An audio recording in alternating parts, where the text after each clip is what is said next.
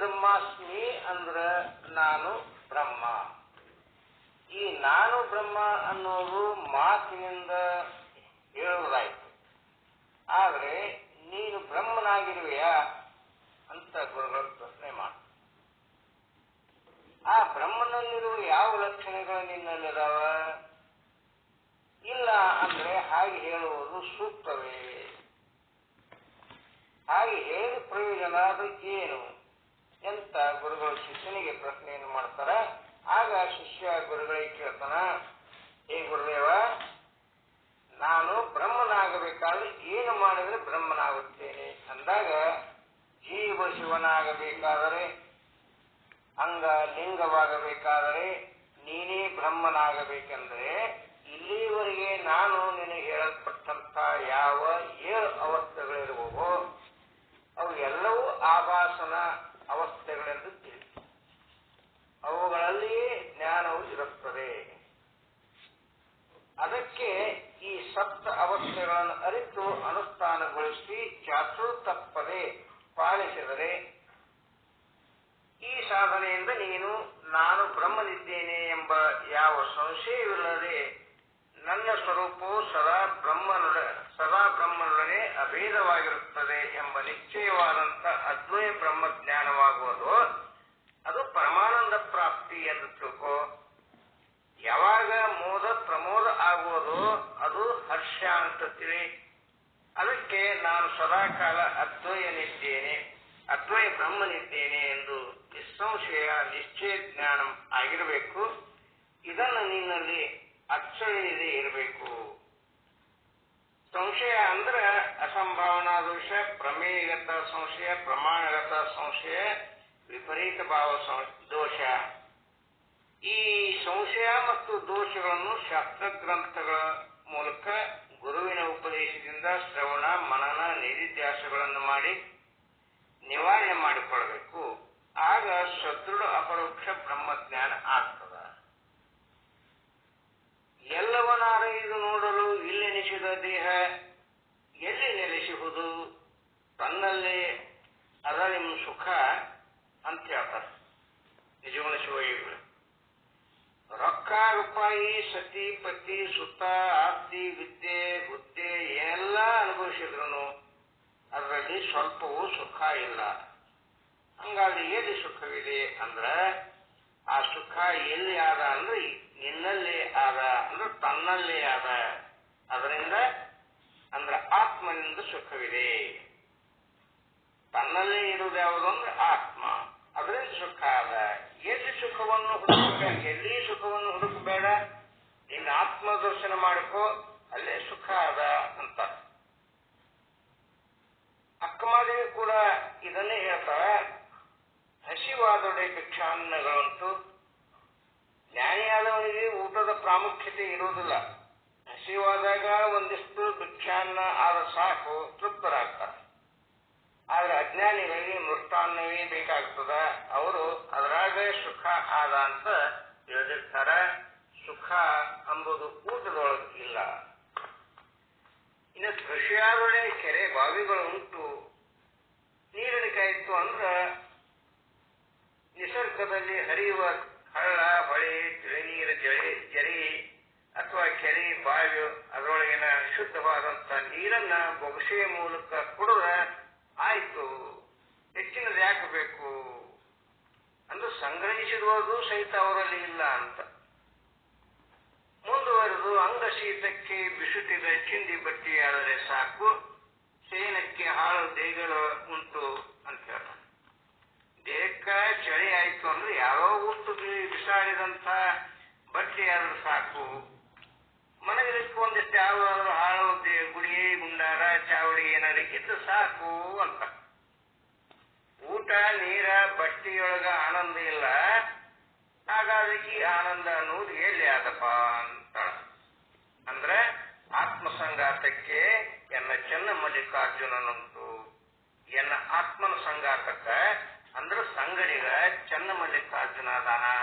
ಅಂಥ ಸುಖ ಅದಕ್ಕಿಂತ ಆನಂದಕ್ಕಿಂತ ಅಂಥ ಆನಂದಕ್ಕಿಂತ ಮಿಗಿಲಾದಂತಹ ಸುಖ ಇನ್ನೆಲ್ಲಿ ಐತಿ ಅನ್ನೋ ಭಾವ ವೈರಾಗ್ಯನಿದೆ ಅಕ್ಕನ ಅಚಲ ಅಪರೋಕ್ಷವಾದ ನಿಸ್ಸಂಶಯವಾದ ನಿರ್ಧಾರವಾಗಿತ್ತು. ಇದು ನಿರಂಕುಶ ತೃಪ್ತಿ. ಇದಕ್ಕೇನಂತಂದ್ರೆ ನಿರಂಕುಶ ತೃಪ್ತಿ ಅಂತ. ಉಳಿದದ್ದೆಲ್ಲ ಮರಣ ಭಯ ಇಟ್ಟುಕೊಂಡು ಏನೆಲ್ಲ ಮಾಡಿದ್ರು ಅದು ಸಾಂಕುಶ ತೃಪ್ತಿ ಆಗ್ತದೆ. ನಿರಂಕುಶ ತೃಪ್ತನಾದವನಿಗೆ ಊಟ, ನಿದ್ರೆ, ನೀರಡಿಕೆ ಕಡೆಗೆ ಏನೋ ಲಕ್ಷ್ಯ ಇರುವುದಿಲ್ಲ. ಅವನಿಗೆ ಭಿಕ್ಷಾನ್ನ, ಒಂದು ಭವಿಷ್ಯ ನೀರು, ಒಂದು ಹಾಳು ಬೇಗಲ ಏನರೇ ಇರಲಿ ಚಿಂತನೆ ಮಾತ್ರ ಎದರಿರ್ತದಂದ್ರೆ ಆತ್ಮನದಿರ್ತದ. ಅವನೇ ಬ್ರಹ್ಮಾಭಿನ್ನ ಪ್ರತ್ಯೇಗಾತ್ಮನಾಗಿರ್ತಾನ. ಅಂಥವ್ರು ಮಾತ್ರ ಅಹಂ ಬ್ರಹ್ಮಾಸ್ಮಿ ಆಗ್ತಾನ. ರಾಜನ ಪಟ್ಟದ ಆನೆಗೆ ಏನೆಲ್ಲ ಆಹಾರ, ಬಂಗಾರದ ತಳಿ, ರಾಜವೈಭವ ಏನೇ ಇದ್ರೂ ಮಾವುತನ ಅಂಕುಶದ ಕಿವಿತದ ಭಯ ಬಿಟ್ಟಿಲ್ಲ. ಆದ್ರ ಅದರ ಮ್ಯಾಲ ಬಂಗಾರದ ಅಂಬಾರಿಯಲ್ಲಿ ಕುಳಿತಂತ ಮಹಾರಾಜನಿಗೂ ಕೂಡ ಸಾವಿನ ಭಯ ತಪ್ಪಿಲ್ಲ. ಇದು ಸಾಂಕುಶ ತೃಪ್ತಿ ಅಂತ. ಹಾಗೆ ಸಾವಿಲ್ಲ. ಹಾಗೆ ನಾವು ಇಲ್ಲಿ ಏನೆಲ್ಲ ಭೋಗ ಭಾಗ್ಯಗಳನ್ನು ಅನುಭವಿಸಿದ್ರು ಇದೆಲ್ಲ ಸಾಂಕುಶ ತೃಪ್ತಿ. ಅದಕ್ಕೆ ಹೇಳ್ತಾರ, ಆವ ವಿದ್ಯೆಯ ಕಲಿತರು ಸಾವ ವಿದ್ಯೆಯ ಬಿಡದು. ನೀನು ಏನೆಲ್ಲ 64 ವಿದ್ಯೆಗಳನ್ನು ಕಲಿತರೂ ಸಾವು ತಪ್ಪಿತ್ತಲ್ಲ.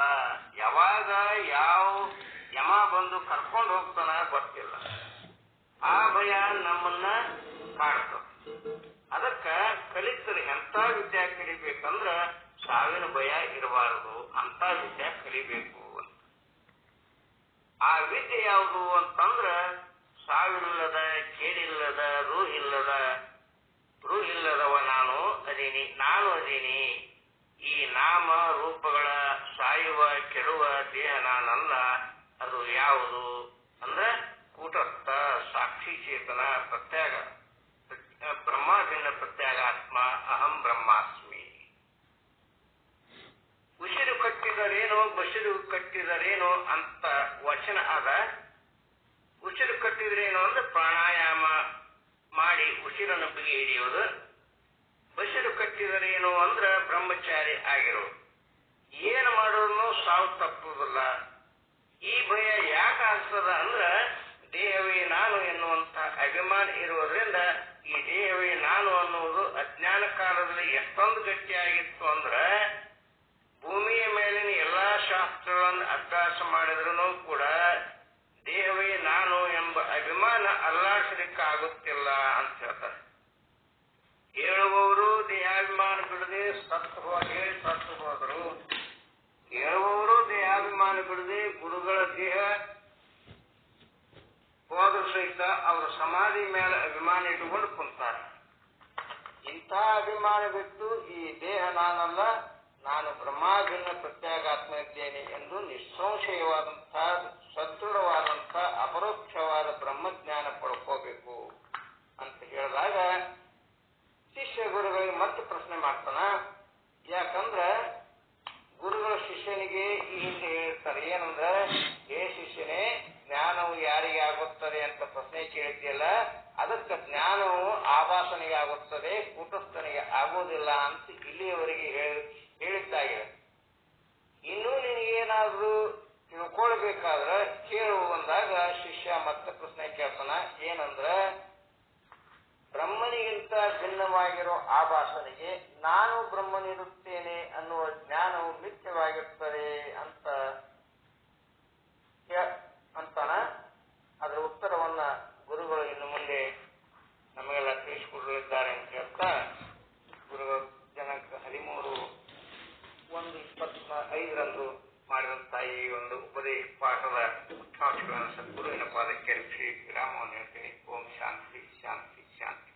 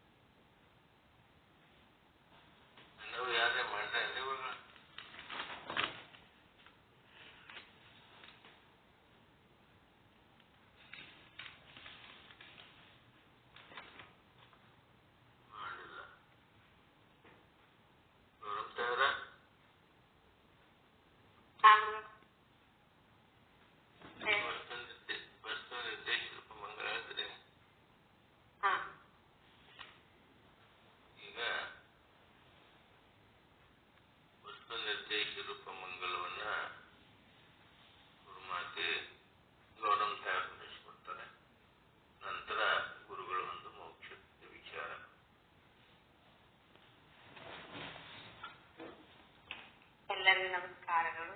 ಓಂ ಶ್ರೀ ಸದ್ಗುರು ಶುದ್ಧ ಬ್ರಹ್ಮಣೇ ನಮಃ.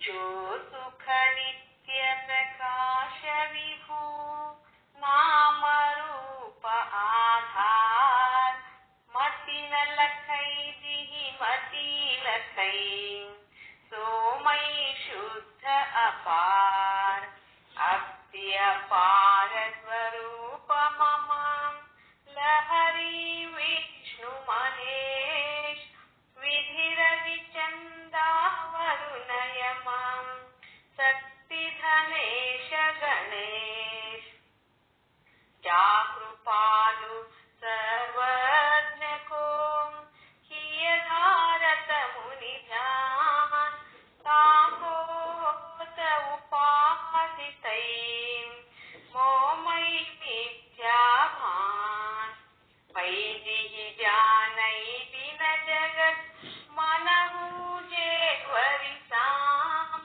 लसैबु जग जग जिहि लहै सोहम आपे आप बोध चाहि जाको सुकृति भजत राम निष्काम सो मेरु है आत्मा काहू करू प्रणाम सो मेरु है आत्मा काहू करू प्रणाम. सद्गुरु श्री पंडित पीताम्बर जी महाराज की जय. सद्गुरु श्री साधु निश्चलदास जी महाराज की जय.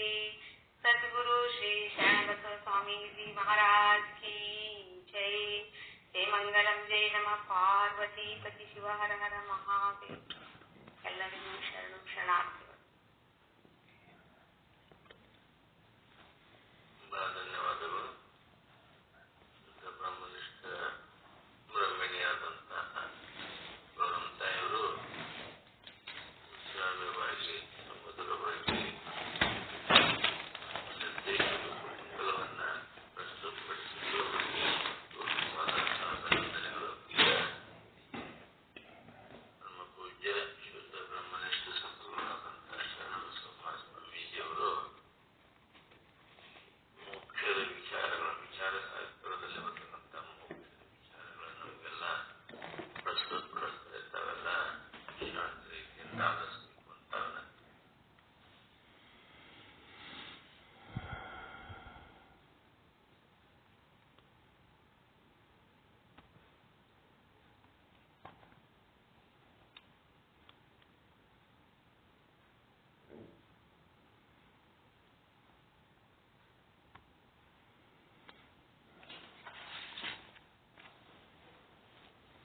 ಓಂ ಸದ್ಗುರು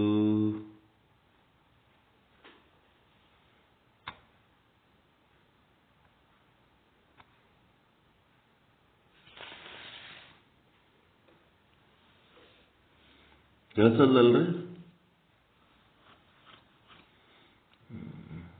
ಏನು ಪ್ರಾಬ್ಲಮ್ ಮಾಡ್ಲಿಕ್ಕತ್ತು?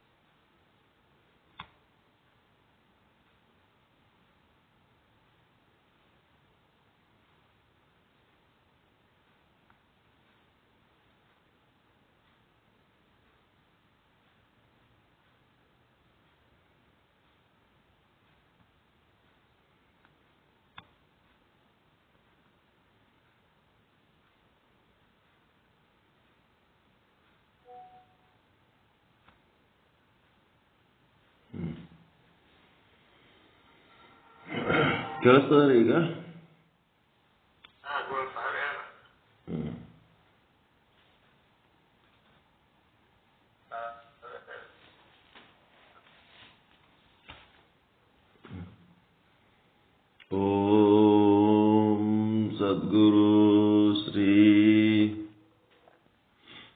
ಶುದ್ಧ ಬ್ರಹ್ಮಣೇ ನಮಃ. ಸಮಸ್ತ ಶುದ್ಧ ಬ್ರಹ್ಮ ಸ್ವರೂಪರಲ್ಲಿ ಅನಂತ ಅನಂತ ಪ್ರಣಾಮಗಳು. ಶ್ರೀ ವಿಚಾರ ಸಾಗರ 4ನೇ ತರಂಗ ಉತ್ತಮಾಧಿಕಾರಿ ತತ್ವದೃಷ್ಟಿಗೆ ಉಪದೇಶ ಸಾಧು ನಿಶ್ಚಲ್ ದಾಸ್ಜಿಯವರಿಂದ 183ನೇ ವಿಷಯಾಂಕ 106ನೇ ದೋಹ. ಶಿಷ್ಯ ಮತ್ತು ಗುರುಗಳ ಒಂದು ಸಂವಾದ ನಡೀತಾ ಇದೆ. ಆಭಾಸ, ಕೂಟಸ್ಥ ಎನ್ನುವ ಎರಡು ತತ್ವಗಳು ಈ ಒಂದು ಪಿಂಡಾಂಡದಲ್ಲಿ ಉಂಟಾಗ್ಯವ. ಇರಲಿಕ್ಕೆ ಒಂದೇ ಕೂಟಸ್ಥ ಮಹಾಕೋಶ ಮಹಾಕಾಶ ಉಪಾಧಿಯಲ್ಲಿ ಒಂದೇ ಒಂದು ಕೂಟಸ್ಥ. ಆದರೆ ಅಲ್ಲೇನಾಗ್ಯದಂತಂದ್ರೆ ಈ ಒಂದು ಉಪಾಧಿ ಬಂದ್ಬಿಟ್ಟದ. ಅಂತಃಕರಣ ಎನ್ನುವ ಉಪಾಧಿ ಉಂಟಾದ ಕಾರಣ ಕೂಟಸ್ಥ ಎಂಬ ಬಿಂಬದ ಪ್ರತಿಬಿಂಬ ಉಪಾಧಿಯಲ್ಲಿ ಆಭಾಸ ಉಂಟಾಗ್ಯದ. ಆ ಅಂತಃಕರಣ ಅಜ್ಞಾನ ಎನ್ನುವ ಉಪಾಧಿಯ ಕಾರಣ. ಹೀಗಾಗಿ ಆ ಆಭಾಸನಿಗೇನಾಗುತ್ತಾ ಇದೆ, ಜನನ ಮರಣಗಳ ಪಾಪ ಪುಣ್ಯ ಸುಖ ದುಃಖ ಗಮನ ಆಗಮನ ಇತ್ಯಾದಿಗಳನ್ನೊಳಗೊಂಡ ಸಂಸಾರ ಭ್ರಾಂತಿ ಅವನಿಗಾಗಿ. ಇವನಿಗೆ ಕೂಟಸ್ಥಗಳು ಯಾವೂ ಇಲ್ಲ. ಆ ಕೂಟಸ್ಥನಿಗೆ ಅಹಂ ಬ್ರಹ್ಮಾಸ್ಮಿ ಎನ್ನುವ ಜ್ಞಾನ ಯೋಗದ ಪರಮಗತಿಯನ್ನು ಕುರಿತು ಏನು ಹೇಳಬೇಕಾಗಿಲ್ಲ. ಕೂಟಸ್ಥ ಪರಮಗತಿಯಲ್ಲಿಯೇ ಇದ್ದಾನೆ. ಆಭಾಸ ಹೇಳಬೇಕಾಗ್ಯದ ಈ ಮಾತು.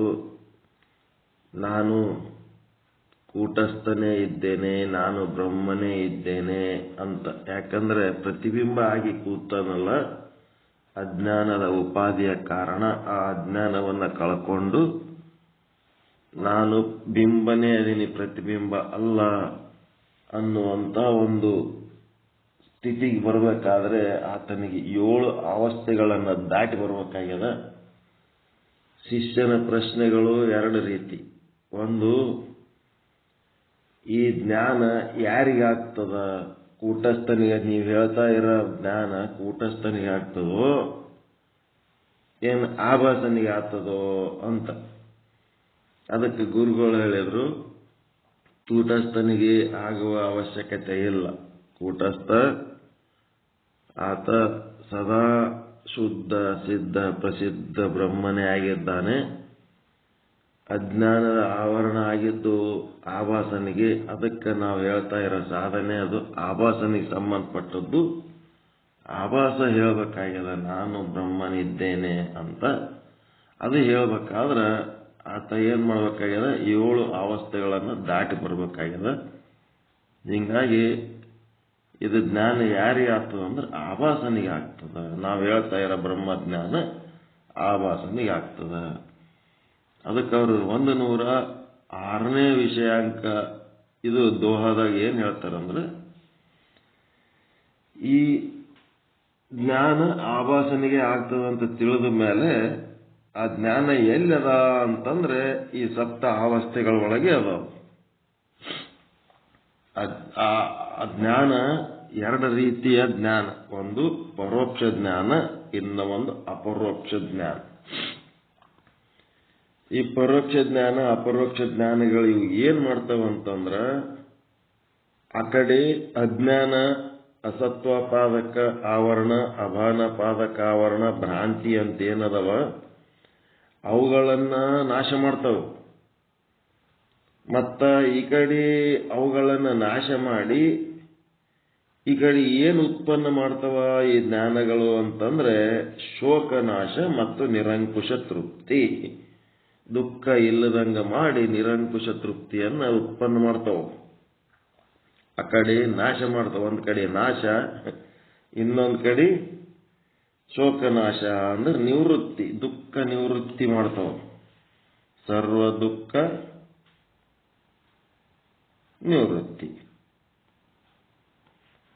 ಮತ್ತೆ ಪರಮಾನಂದ ಪ್ರಾಪ್ತಿ. ಹಿಂಗಂದ್ರೆ ಏನು ಅಂತಂದ್ರ ಸರ್ವ ದುಃಖ ನಿವೃತ್ತಿ ಪರಮಾನಂದ ಪ್ರಾಪ್ತಿಯನ್ನು ಉತ್ಪನ್ನ ಮಾಡ್ತಾವ. ಅಂದ್ರೇನು? ಮೋಕ್ಷವನ್ನು ಉತ್ಪನ್ನ ಮಾಡ್ತಾವ. ಮೋಕ್ಷವನ್ನ ಉತ್ಪನ್ನ ಮಾಡ್ತಾವ. ಜ್ಞಾನದ ಉತ್ಪನ್ನ ಇದು ಮೋಕ್ಷ. ಪರಮಗತಿ. ಜೀವ ಭೂಮಿ ಮೇಲೆ ಬಂದ್ಮೇಲೆ ಈ ಪರಮಗತಿ ಶ್ರೇಷ್ಠವಾದ ಗತಿಯನ್ನು ಹೊಂದಬೇಕಾದ್ರೆ ಆ ಕಡೆ ಅಜ್ಞಾನ, ಅಸತ್ವಪಾದಕ ಆವರಣ, ಅಭಾನಪಾದಕ ಆವರಣ, ಭ್ರಾಂತಿಗಳನ್ನ ನಷ್ಟ ಮಾಡಿ, ಅಭಾವ ಮಾಡಿ, ಇಲ್ಲದಂಗ ಮಾಡಿ, ಈ ಕಡೆ ಏನ್ ಮಾಡ್ತದೆ? ಸರ್ವ ದುಃಖ ನಿವೃತ್ತಿ ರೂಪ ಪ್ಲಸ್ ಪರಮಾನಂದ ಪ್ರಾಪ್ತಿ ರೂಪ ಮೋಕ್ಷವನ್ನ ಉತ್ಪನ್ನ ಮಾಡ್ತವೆ. ಇದು 106ನೇ ವಿಷಯಾಂಕ. ವಿಷಯಾಂಕ ಅಲ್ಲ, ಇದು ದೋಹ 183ನೇ ವಿಷಯಾಂಕದೊಳಗೆ ಇದು 106ನೇ ದೋಹ. ಮುಂದೆ 107ನೇ ದೋಹ ಏನ್ ಹೇಳ್ತದೆ? 106ನೇ ದೋಹದಾಗ ಏನಿಲ್ಲ ಅದ್ರೊಳಗೆ. ಕೈ ಆವಸ್ತ ಸಾತಮೈ ತೋಕು ಶಿಷ್ಯ ಸುಜಾನ. ಬುದ್ಧಿವಂತನಾದ ಶಿಷ್ಯನೇ, ನಾನು ಇಲ್ಲಿಯವರೆಗೆ ನಿನಗೆ ಹೇಳಲ್ಪಟ್ಟ ಯಾವ ಅವಸ್ಥೆಗಳಿರುವವೋ ಸೋಸಗರಿ ಆಭಾಸಕ್ಕೆ ಅಂದ್ರೆ ಅವೆಲ್ಲವೂ ಆಭಾಸನ ಅವಸ್ಥೆಗಳೇ ಅಂತ ತಿಳಿ, ಕೂಟಸ್ಥನ ಅವಸ್ಥೆ ಅಂತ ತಿಳ್ಕೋಬೇಡ. ಆಭಾಸನಿಗೆ ಜ್ಞಾನ ಆಗ್ತದ ಅಂತ ತಿಳಿ. ಎಲ್ಲದ ಜ್ಞಾನ ಅಂದ್ರೆ ವೈತಿನಮೇಹಿ ಜ್ಞಾನ ಅಂದ್ರೆ ಅವುಗಳಲ್ಲಿಯೇ ಜ್ಞಾನ ಇರುತ್ತದೆ. ಜ್ಞಾನ ಅಂದ್ರೆ ಏನು ಅಂದ್ರೆ ಜೀವ ಬ್ರಹ್ಮರ ಐಕ್ಯವೇ ಜ್ಞಾನ. ಜೀವ ಬ್ರಹ್ಮರ ಐಕ್ಯವೇ ಜ್ಞಾನವಿರುತ್ತದೆ. ಮತ್ತು ಅದು ಪರೋಕ್ಷ ಬ್ರಹ್ಮಜ್ಞಾನ ಮತ್ತು ಅಪರೋಕ್ಷ ಬ್ರಹ್ಮಜ್ಞಾನ ಅಂತ 2 ರೀತಿಯಲ್ಲಿ ಆದಪ್ಪ, ಅದರೊಳಗೆ ಅದ. ಹಿಂಗಾಗಿ ಆ ಜ್ಞಾನದ ಉಪಯೋಗ ಏನು ಅಂತಂದ್ರ ಅಜ್ಞಾನ. ಅಜ್ಞಾನ ಅಂದ್ರೆ ಜೀವ ಬೇರೆ ಬ್ರಹ್ಮ ಬೇರೆ ಅನ್ನೋ ಭೇದ.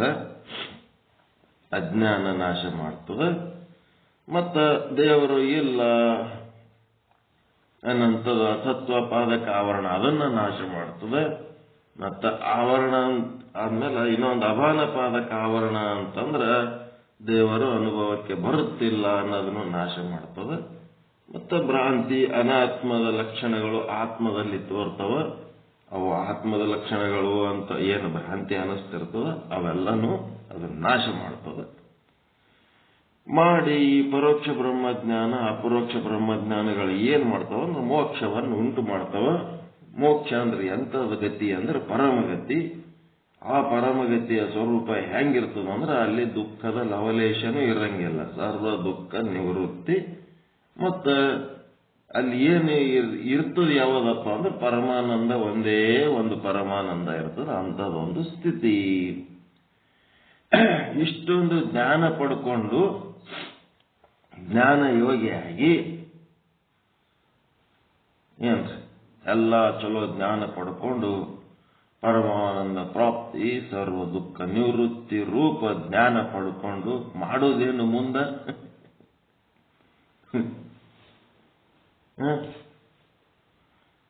ಮಾಡೋದೇನ್ರಿ? ಆಯ್ತಪ್ಪ, ಜ್ಞಾನ ಆಯ್ತು, ನಿಮಗೆ ಮೋಕ್ಷ ಆಯ್ತು, ಮುಂದೇನ್ ಮಾಡ್ಬೇಕು?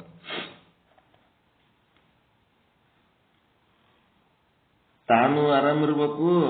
ತಾನೊಂದೇ ವೈಯಕ್ತಿಕ ಮೋಕ್ಷ ಆದ್ರೆ ಜಗತ್ತಿಗೂ ಮೋಕ್ಷ ಆಗಂಗ್ ಮಾಡ್ಬೇಕ ಬೇಡ?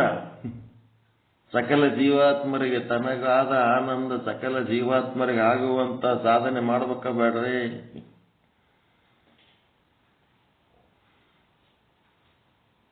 ಮುಂದೆ ನಮಗಾದ ಆನಂದ ಇನ್ನೊಬ್ಬರಿಗೆ ಆಗ್ಲಿ ಅಂತ ಹೇಳಕ್ಕೆ ಅವರಿಗೆ ಮಾರ್ಗದರ್ಶನ ಮಾಡ್ಬೇಕ ಬೇಡ? ಸಕಲ ಜೀವಾತ್ಮರಿಗೆ ಲೇಸನ್ ಉಂಟು ಮಾಡುವ ಕೆಲಸ ಮಾಡ್ಬೇಕ ಬೇಡ್ರಿ? ನಾನು ಒಳ್ಳೆಯವನಾದ್ಮೇಲೆ ಒಳ್ಳೆ ಕೆಲಸ ಮಾಡ್ಬೇಕು, ಒಳ್ಳೆ ಮಾತಾಡ್ಬೇಕು, ಒಳ್ಳೆ ಆಲೋಚನೆ ಮಾಡ್ಬೇಕು, ನನ್ನ ಉಪದೇಶದಿಂದ, ನನ್ನ ಮಾತಿನಿಂದ, ನನ್ನ ಇರುವಿಕೆಯನ್ನು ನೋಡಿ, ನನ್ನ ನಡೆನುಡಿಗಳನ್ನು ನೋಡಿ ಜಗತ್ತು ನನ್ನನ್ನು ಪಾಲಿಸಿ ನಾನು ಹೆಂಗದೀನಿ, ನನ್ನಂಗೆ ಆಗಬೇಕು, ನನ್ನ ಸಂಗತಿ ಮಾತಾಡಬೇಕು, ನನ್ನ ಜೊತೆಗೆ ಇರಬೇಕು, ನನ್ನ ಮಾತು ಕೇಳಬೇಕು ಅನ್ನಂಗೆ ಒಂದು ಆಕರ್ಷಣೀಯ ವ್ಯಕ್ತಿ, ಆದರ್ಶ ವ್ಯಕ್ತಿ ಆಗಬೇಕಾ ಬೇಡ ಜಗತ್ತಿಗೆ? ಬರೀ ನಾನು ಒಬ್ಬನೇ ಮೋಕ್ಷಕ್ಕೆ ಒಂದು ಮೂಲೆ ಕುಂದ್ರದ?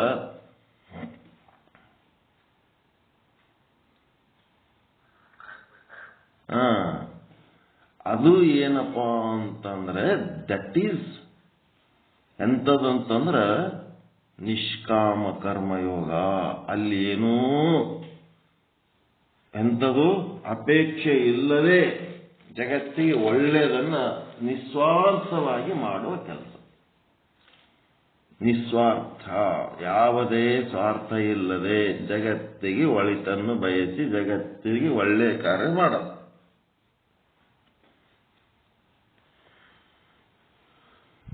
ಈ ಒಂದು ಕಾರ್ಯಕ್ಕ ಏನಂತಾರ? ಜ್ಞಾನ ಯೋಗ ಮಾಡಿ ಜ್ಞಾನಿಗಳಾದ್ರಿ. ಮುಂದೇನಾಯ್ತು?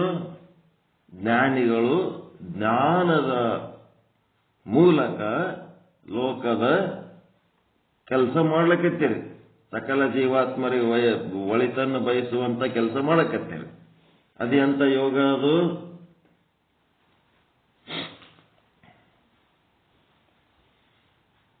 ಕರ್ಮಯೋಗ. ಕೆಲಸ ಮಾಡ್ಬೇಕಲ್ರಿ ಒಳ್ಳೇದಾಗ. ಅದಕ್ಕ ಕರ್ಮನೇ ಜ್ಞಾನದ ಕೆಲಸ. ಜ್ಞಾನ ಸಮೇತವಾಗಿ ಜಗತ್ತಿನ ಕೆಲಸ ಮಾಡೋದು ಕರ್ಮಯೋಗ. ಜ್ಞಾನ ಅಂದ್ರೆ ಏನದ? ಕಣ್ಣದ, ಅದಕ್ಕೆ ಕಾಲಿಲ್ಲ. ಬರೇ ಜ್ಞಾನ ಇದ್ರಿ ಏನ್ ಮಾಡ್ಬೇಕು? ಕರ್ಮ ಏನದ? ಕಾಲದ, ಕಣ್ಣಿಲ್ಲ. ಏನೋ ಒಂದು ಕೆಲಸ ಮಾಡ್ತಿರ್ತದಪ್ಪ, ಯಾವಾಗ ಆಕ್ಟಿವ್ ಫೋರ್ಸ್ ಕೆಲಸ ಮಾಡ್ತಿರ್ತದೆ. ಏನ್ ಮಾಡ್ಬೇಕು, ಹೆಂಗ್ ಮಾಡ್ಬೇಕು ಅಂತ ಗೊತ್ತಿಲ್ಲದೆ ಮುಂಜಾನೆ ಹಿಡಿದು ಸಂಜೆ ತನ ಏನೇನೋ ಮಾಡ್ತಿರ್ತದೆ.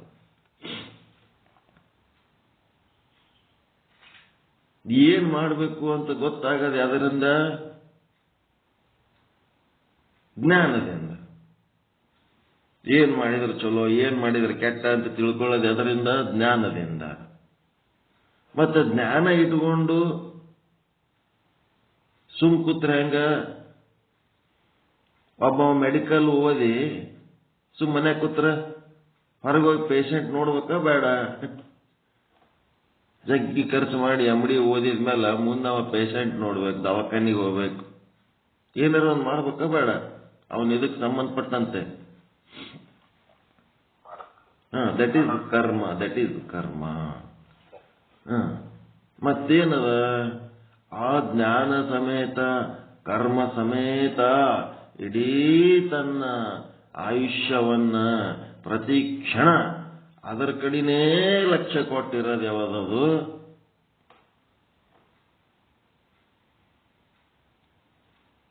ನಾನು ಡಾಕ್ಟರು, ನಾ ಪೇಷಂಟ್ಗಳಿಗೆ ನೋಡಬೇಕು, ಪೇಷಂಟ್ ನೋಡಿಕೆ ದವಾಖಾನೆ, ಪೇಷಂಟ್ ದವಾಖಾನೆಗೆ ಮನೆಯಾಗ ಹೋಗಿ ಡಾಕ್ಟರ್ ಮಕ್ಕೊಂಡಂತಂದ್ರ ಫೋನ್ ಮಾಡಿ ಕರೀತಾರಿಲ್ಲ, ಬಾ ನಿನ್ ಪೇಷಂಟ್ ಏನ ಆಲಕತ್ತದ ಅಂತೇಳಿ. ಅವನ ಲಕ್ಷ್ಯ ಎಲ್ಲಿರ್ತದ? ಡಾಕ್ಟರ್ ಎಲ್ಲರೂ ಬೇರೆ ಕಡೆ ಇರ್ಬೋದು, ಆದ್ರೂ ಅವನ ಲಕ್ಷ್ಯ ಎಲ್ಲಿರ್ತದ? ಅವನ ಪೇಷಂಟ್ಗಳ ಜೀವದ ಕಡೆ ಇರ್ತದ ಇಲ್ಲ? ಏನ್ ಟ್ರೀಟ್ಮೆಂಟ್ ಕೊಟ್ಟಿನಿ, ಮುಂದೆ ಅವನಿಗೆ ಏನಾಗುತ್ತದ, ಅವನಿಗೆ ಏನು ಆಗ್ಲಕತ್ತದ, ಅವನ ಲಕ್ಷ್ಯ ಎಲ್ಲ ತಾನು ಟ್ರೀಟ್ಮೆಂಟ್ ಕೊಟ್ಟು ಪೇಷಂಟ್ಗಳ ಕಡೆಗೆ ಇರ್ತದ. ಏನ್ ಯಾಕಂದ್ರೆ ಅವನು ಮರ್ತ್ ಯಾಕಂದ್ರೆ ಅಡ್ಡಾಡ್ತಿರ್ತಾನ.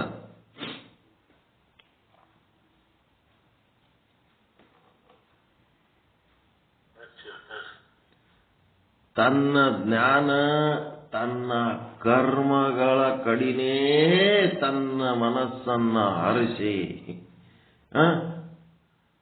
ಅದರೊಳಗೆ ಧಾರಣ, ಧ್ಯಾನ, ಸಮಾಧಿ ಆಗಿಬಿಡೋದಪ್ಪ. ಅದರಾಗೆ ವೈಯಕ್ತಿಕವಾದಂತ ತನ್ನ ಪರ್ಸನಲ್ ಜೀವನ ಅಂತ ಏನದ ಅದಕ್ಕೆ ಅತ್ಯಂತ ಕಡಿಮೆ ಮಹತ್ವ ಕೊಟ್ಟು ಸಾಮಾಜಿಕ ಜಾಗತಿಕ ಕಲ್ಯಾಣ ಕಾರ್ಯದಲ್ಲಿಯೇ ಮುಳುಗಿಬಿಡ. ಅದೆಂಥದ್ದು? ಅದರಾಗೆ ಕಂಟಿನ್ಯೂಸ್ ಮನಸ್ಸು ಹರಿಸೋದೇನದು?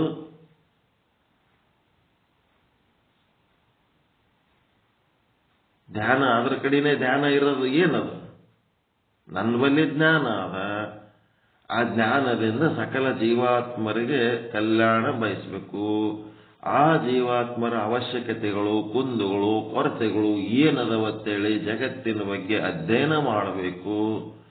ಅಧ್ಯಯನ ಮಾಡಿ ಆ ಅಧ್ಯಯನದ ಮೂಲಕ ತನ್ನ ಜ್ಞಾನದಿಂದ ಅದನ್ನ ಸಮಸ್ಯೆ ಬಗೆಹರಿಸಬೇಕು. ಎಲ್ಲ ಜೀವಿಗಳಿಗೆ ಆನಂದ ಉಂಟು ಮಾಡಬೇಕು. ನುಡಿದರೆ ಲಿಂಗ ಮೆಚ್ಚಿ ಹೌದೌದೆನ್ನಬೇಕು, ನಡೆದರೆ ಲಿಂಗ ಮೆಚ್ಚಿ ಹೌದೌದೆನ್ನಬೇಕು. ಆನಂದ ಉಂಟು ಮಾಡಬೇಕು. ಮನಸ್ಸು ಅದರ ಕಡೆನೇ ಹರಿಸೋದಕ್ಕೆ ಅಂತ ಯೋಗ ಅಂತಾರ.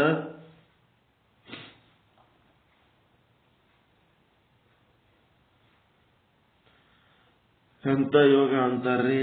ಉಪಾಸನ ಹೌದಾ? ಅಲ್ಲ, ಮನಸ್ಸಿಗೆ ಸಂಬಂಧಪಟ್ಟದ್ದು.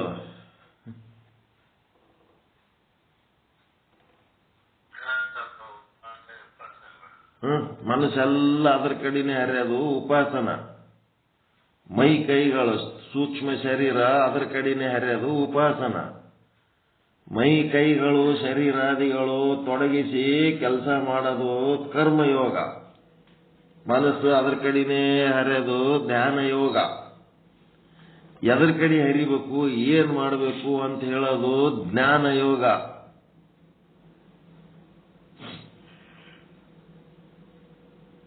ಒಬ್ಬನಿಗೆ ಕಣ್ಣದವ ಕಾಲಿಲ್ಲ, ಒಬ್ಬನಿಗೆ ಕಾಲದವ ಕಣ್ಣಿಲ್ಲ. ಅವ ಏನ್ ಮಾಡ್ಯಾನ? ಕಾಲಿದ್ದವ ಏನ್ ಮಾಡ್ಯಾನ? ಕಣ್ಣಿಲ್ಲ. ಅವ ಕಣ್ಣಿದ್ದವನಿಗೆ ಕಾಲಿಲ್ಲದವನಿಗೆ ಹೆಗಲ ಮೇಲೆ ಕುಂದಿರ್ಸೋಣ. ನೀನು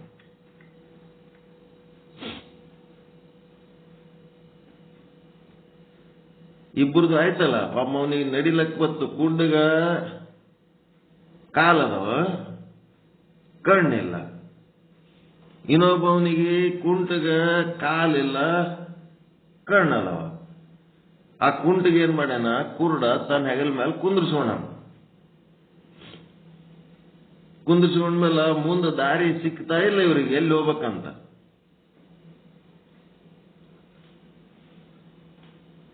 ಕುಂಟಿಗೂ ಹೋಗ್ಲಕ್ ಬರಲ್ಲ, ಕುಂಟಿಗೂ ಹೋಗ್ಲಕ್ ಬರಲ್ಲ. ಇಬ್ರು ಕೂಡಿ ಹೋಗ್ಬೋದಲ್ಲ ಎಲ್ಲಿಗಾದ್ರು.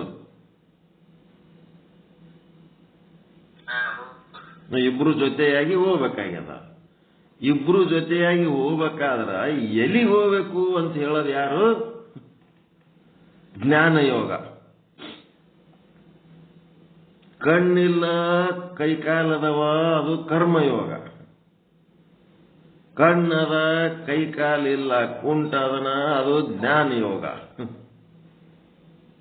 ಇಬ್ರು ಕೂಡಿದ ಮೇಲೆ ಮುಂದ ಎಲ್ಲಿ ಹೋಗ್ಬೇಕು ಅಂತ ಹೇಳೋದು ಜ್ಞಾನ ಯೋಗ. ಮತ್ತ ಸದಾ ಕಾಲ ಜೊತೆಯಾಗೇ ಇರಬೇಕು, ಒಳ್ಳೆ ಕೆಲಸನೇ ಮಾಡ್ಬೇಕನ್ನೋದು ಧ್ಯಾನ ಯೋಗ. ಹೆಂಗದ? ಎಲ್ಲಿಗೆ ಹೋಗ್ಬೇಕು ಅಂತ ಹೇಳೋದು ಜ್ಞಾನ.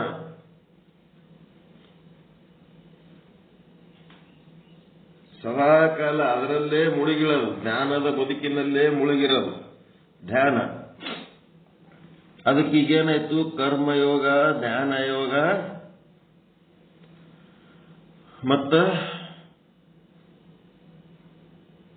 ಧ್ಯಾನ ಯೋಗ, ಜ್ಞಾನ ಯೋಗ, ಮತ್ತ ಉಪಾಸನ ಯೋಗ. ಧ್ಯಾನ ಯೋಗ,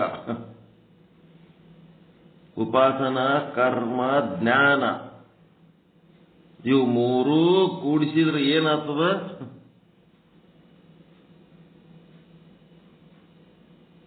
ಭಕ್ತಿ ಯೋಗ.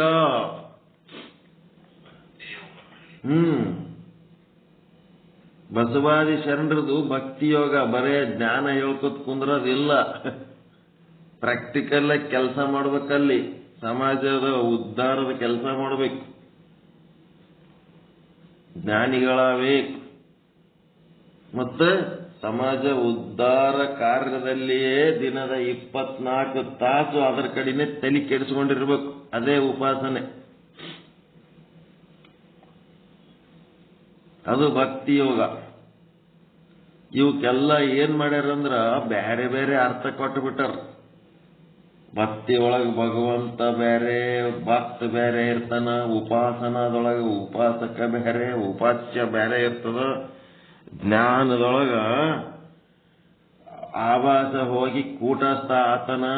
ಆಯ್ತು, ಅವು ಅಧ್ಯಯನ ಮಾಡುವಾಗ ಅವು ಹೆಂಗದಾವ ಹಂಗೆ ಅಧ್ಯಯನ ಮಾಡಿ ಮುಂದದು ಪ್ರಾಕ್ಟಿಕಲ್ ಆಗಿ ಉಪಯೋಗ ಆಗ್ಬೇಕಾದ್ರೆ ಇದೆಲ್ಲ ಓಟು ಕಲಿಸಿ ಮಾಡದೆ ಇಡೀ ಜೀವನನೇ, ಎಂಟೈರ್ ಲೈಫ್ ಈಸ್ ಭಕ್ತಿ ಯೋಗ. ಅದ್ರೊಳಗೆ ಕರ್ಮನೂ ಇರ್ತದ, ಉಪಾಸನೆನೂ ಇರ್ತದ, ಜ್ಞಾನನೂ ಇರ್ತದ.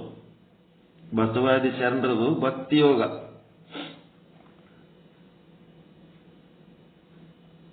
ಅದನ್ನೇ ಶ್ರೇಷ್ಠವಾದಂಥದ್ದು. ಭಕ್ತಿ ಒಳಗೆ ಎಲ್ಲಾನು ಕಲಿಸ್ತಾರ.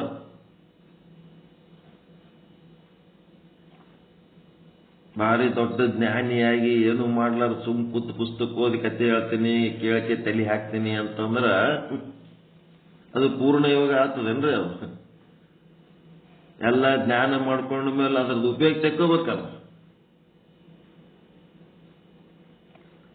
ಉಪಯೋಗ ತಕ್ಕೋಬೇಕಾದ್ರೆ ತಾನು ಆನಂದವಾಗಿರಬೇಕು. ಇಡೀ ಪ್ರಪಂಚದ ಈ ಭೂಮಿ ಮೇಲಿನ ಮಣ್ಣಿನ ಒಂದೊಂದು ಕಣ ಕೂಡ ಪರಮಾನಂದ ಪ್ರಾಪ್ತಿ, ಸರ್ವ ದುಃಖ ನಿವೃತ್ತಿ ರೂಪ ಮೋಕ್ಷ ಹೊಂದಬೇಕು ಅಂತ ಗುರಿ ಇರಬೇಕು. ಈ ಭೂಮಿ ಮೇಲಿಂದ ಒಂದೊಂದು ಮಣ್ಣಿನ ಕಣ ಬರೀ ಜೀವಿಗಳಷ್ಟೇ ಅಲ್ಲ.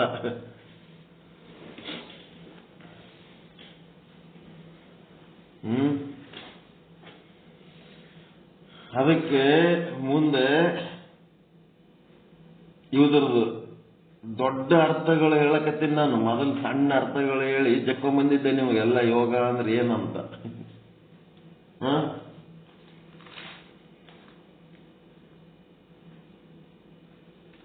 According to the Veda and Bhagavad Gita, ವೇದಗಳ ಪ್ರಕಾರನೇ ಹೇಳಕತ್ತೀನಿ ಅಂತಾರೆ. According to the Veda and Bhagavad Gita, Karma Yoga, Jnana Yoga and bhakti yoga is the 3-fold unity. Unity ಅಂದ್ರೆ ಒಂದೇ. 3 ಮಡಿಕೆ ಮಾಡಿದ್ದು ಒಂದು ವಸ್ತ್ರ ಇದ್ದಂಗದ ಅಷ್ಟೇ. ಅದು 3-fold ಯುನಿಟಿ. 3 ಮಡಿಕೆ ಹಾಕ್ಯದ, ಒಂದೇ ವಸ್ತ್ರ 3 ಮಡಿಕೆ ಹಾಕಿ 3 ಪೀಸ್ ಕಂಡಂಗೆ ಕಾಣ್ಲಕತ್ತದ. ಒಂದೇ ಒಂದು ವಸ್ತ್ರ 3 piece. Jnana Yoga is to attain direct vision of truth, ದಿವ್ಯ ಚಕ್ಷು, to experience our endless union with the whole unified universe, Vishwarupa, Paramatman. Ishwara, ಜೀವ, ಇದ್ರೊಳಗೆ ಕೂಟಸ್ಥ, ಅದ್ರೊಳಗೆ ಬ್ರಹ್ಮ. ಇವೇನ್ ಮಾಡಿವಿ? ಅವೆರಡು ಹೆಂಗದವ ಅಂತಂದ್ರೆ ಅಭಿನ್ನವಾಗ್ಯದವ. ಯೂನಿಯನ್ ಅಂದ್ರೇನು? ಅಭಿನ್ನವಾಗ್ಯದವ. ಅಭಿನ್ನವಾಗಿ ಹೆಂಗದವ ಅಂತಂದ್ರೆ ಸತ್ಸಂಗದಾಗ ಅಭಿನ್ನವಾಗಿ ಜೀವ ಬ್ರಹ್ಮ ಹೌದೌದು ಅನ್ನಿಸ್ತದ. ಹೊರಗಾದ್ಮೇಲೆ ಮತ್ತೆ ಭಿನ್ನ ಆಗ್ತದಲ್ಲ, ಹಾಂಗಿಲ್ಲದು. ಎಂತ ಅಭಿನ್ನ ಅಂದ್ರೆ ಎಂಡ್ಲೆಸ್ ಯೂನಿಯನ್. ಎಂಡ್ಲೆಸ್ ಯೂನಿಯನ್ ಅಂತಂದ್ರೆ ಹೊರಗ ಒಳಗ ಎಲ್ಲಿದ್ರೂ ಸಹಿತ ಜೀವ ಬ್ರಹ್ಮ ಒಂದೇ ಆಗಿರುವಂತಹ ಸ್ಥಿತಿ ಪಡ್ಕೊಂಡದ್ದಕ್ಕೆ ಜ್ಞಾನಯೋಗ ಅಂತಾರೆ. Jnana Yoga is to attain direct vision of truth, ಅಂದ್ರೆ ದಿವ್ಯ ಚಕ್ಷು, ದಿವ್ಯ ದೃಷ್ಟಿ ಅಂತಂದ್ರೆ ಏನದು? ವೃತ್ತಿ. ಅಹಂ ಬ್ರಹ್ಮಾಸ್ಮಿ ಎನ್ನುವ ಒಂದು ವೃತ್ತಿನೇ ದಿವ್ಯ ಚಕ್ಷು. ಅದರ ಮೂಲಕ to experience our endless union with the whole unified service, whole unified universe, ವಿಶ್ವರೂಪ ಪರಮಾತ್ಮನ್. ಆ ಪರಮಾತ್ಮ ನಿನ್ನ ರೂಪ ನೋಡ್ಕೊಂಡಾಗ ಆ ವಿಶ್ವರೂಪ ಪರಮಾತ್ಮನ್ ನೋಡ್ಕೋಬೇಕು. ನಿನ್ನ ಚೇತನ ನೋಡ್ಕೊಂಡಾಗ ಆ ವಿಶ್ವದೊಳಗಿರುವ ಚೇತನವನ್ನು ನೋಡ್ಕೋ. ಹೀಗಾಗಿ ಆ ಪರಮಾತ್ಮ ಮತ್ತು ಜೀವಾತ್ಮ ಅನಂತವಾಗಿ ಅಭಿನ್ನವಾಗಿ ಇರುವಂತ ಅನುಭವ ಮಾಡಿಕೊಳ್ಳದೆ ಈ ದಿವ್ಯ ಚಕ್ಷು ಅಂತಂದ್ರ ನಮ್ಮ ವೃತ್ತಿ, ಅಹಂ ಬ್ರಹ್ಮಾಸ್ಮಿ ವೃತ್ತಿ ಮೂಲಕ ತಿಳ್ಕೊಳ್ಳೋದಕ್ಕೆ ಇದಕ್ಕೇನಂತಾರೆ? ಜ್ಞಾನಯೋಗ ಅಂತಾರೆ. ನೆಕ್ಸ್ಟ್ ಕರ್ಮಯೋಗ is to perform all actions in the light of wisdom and vision divine ದಿವ್ಯ ಚಕ್ಷು. ನೆಕ್ಸ್ಟ್ ಕರ್ಮಯೋಗ ಅಂತಂದ್ರೇನು? ಟು ಪರ್ಫಾರ್ಮ್ ಆಲ್ ಆಕ್ಷನ್ಸ್, ಬೆಳಿಗ್ಗೆಯಿಂದ ರಾತ್ರಿ ತನಕ, ಮತ್ತೆ ರಾತ್ರಿ ಮಲಗಿ ನಿದ್ದೆ ಹತ್ತಿದ ಮೇಲೂ ಕೂಡ ಎಲ್ಲ ಮಕ್ಕಳು ಏನಂದ್ರೆ ಎಲ್ಲ ಮಾಡೋದೇ ಅಲ್ಲ. ಮಕ್ಕಳು ನಿದ್ದೆ ಮಾಡ್ಲಕತ್ತೀನಿ, ಕೆಲಸ ಮಾಡ್ಲಕತ್ತೀನಿ, ಆ ಕೆಲಸ ಮಾಡ್ಲಕತ್ತೀನಿ, ಈ ಕೆಲಸ ಮಾಡಿ ಏನೇನು ಮಾಡ್ಲಕತ್ತಿದ್ ಎಲ್ಲ ಕರ್ಮ ಮಾಡ್ಲಕತ್ತಿದಿ. ಆ ಕರ್ಮ ಏನದ ಯೋಗ ಆಗ್ಬೇಕು ಅಂತಂದ್ರೆ ಪರ್ಫಾರ್ಮ್ ಆಲ್ ಆಕ್ಷನ್ಸ್, ಎಲ್ಲಾ ಕ್ರಿಯೆಗಳು ಇನ್ the light of wisdom. Wisdom ಮತ್ತು ನಾಲೆಜ್ ಅಂದ್ರೆ ಏನ್ರಿ? ನಾಲೆಜಿಗೆ ವಿಜ್ಡಮ್ಮಿಗೆ ಏನ್ ವ್ಯತ್ಯಾಸ? ವಿದ್ಯೆ ಮತ್ತು ಪ್ರಜ್ಞೆ. ವಿದ್ಯೆ ಅಂತಂದ್ರೆ ಈಗ ಹೊರಗ ನಾವು ಹೇಳುವ ಮಾತುಗಳು, ಮತ್ತಿನ್ಯಾರೋ ಹೇಳುವ ಮಾತುಗಳು, ಗುರು ಹಿರಿಯರು ಹೇಳುವ ಮಾತುಗಳು, ಮತ್ತ ಶಾಸ್ತ್ರಗಳು, ಇವುಗಳ ಮೂಲಕ ನೀವೇನು ಸಂಗ್ರಹ ಮಾಡ್ಕೋತಿರಲ್ಲ ಒಳಗ, ಅದು ಏನದು? ವಿದ್ಯೆ, ನಾಲೆಜ್. ಹೊರಗಿಂದ ಒಳಗೆ ಹಾಕೊಂಡದ್ದಷ್ಟೇ ಅದು. ಹೊರಗಿಂದ ಒಳಗೆ ಹಾಕೊಂಡ ಮೇಲೆ ನಿಮ್ಗೆ ಒಳಗೊಂದು ನಿರ್ಧಾರ ಬರ್ತದ. ಓಹೋ, ಹಿಂಗಿದ್ರೆ ಚೆನ್ನಾಗಿರ್ತದ, ಹಿಂಗ್ ಮಾತಾಡಿದ್ರೆ ಚೆನ್ನಾಗಿರ್ತದ, ಹಿಂಗ್ ಕೆಲಸ ಮಾಡಿದ್ರೆ ಚೆನ್ನಾಗಿರ್ತದ, ಹಿಂಗ್ ವಿಚಾರ ಮಾಡಿದ್ರೆ ಚಲೋ ಆಗ್ತದ ಅಂತೇಳಿ ಹೊರಗಿಲಿಂದ ಪಡ್ಕೊಂಡು ವಿದ್ಯೆಲಿಂದ ನಿಮ್ಮ ಒಳಗೆ ಒಂದು ನಿರ್ಧಾರಗಳು ಉಂಟಾಗ್ತಾವ ಇಲ್ಲ? ಬುದ್ಧಿ ಬರ್ತದಿಲ್ಲ ನಿಮಗೆ?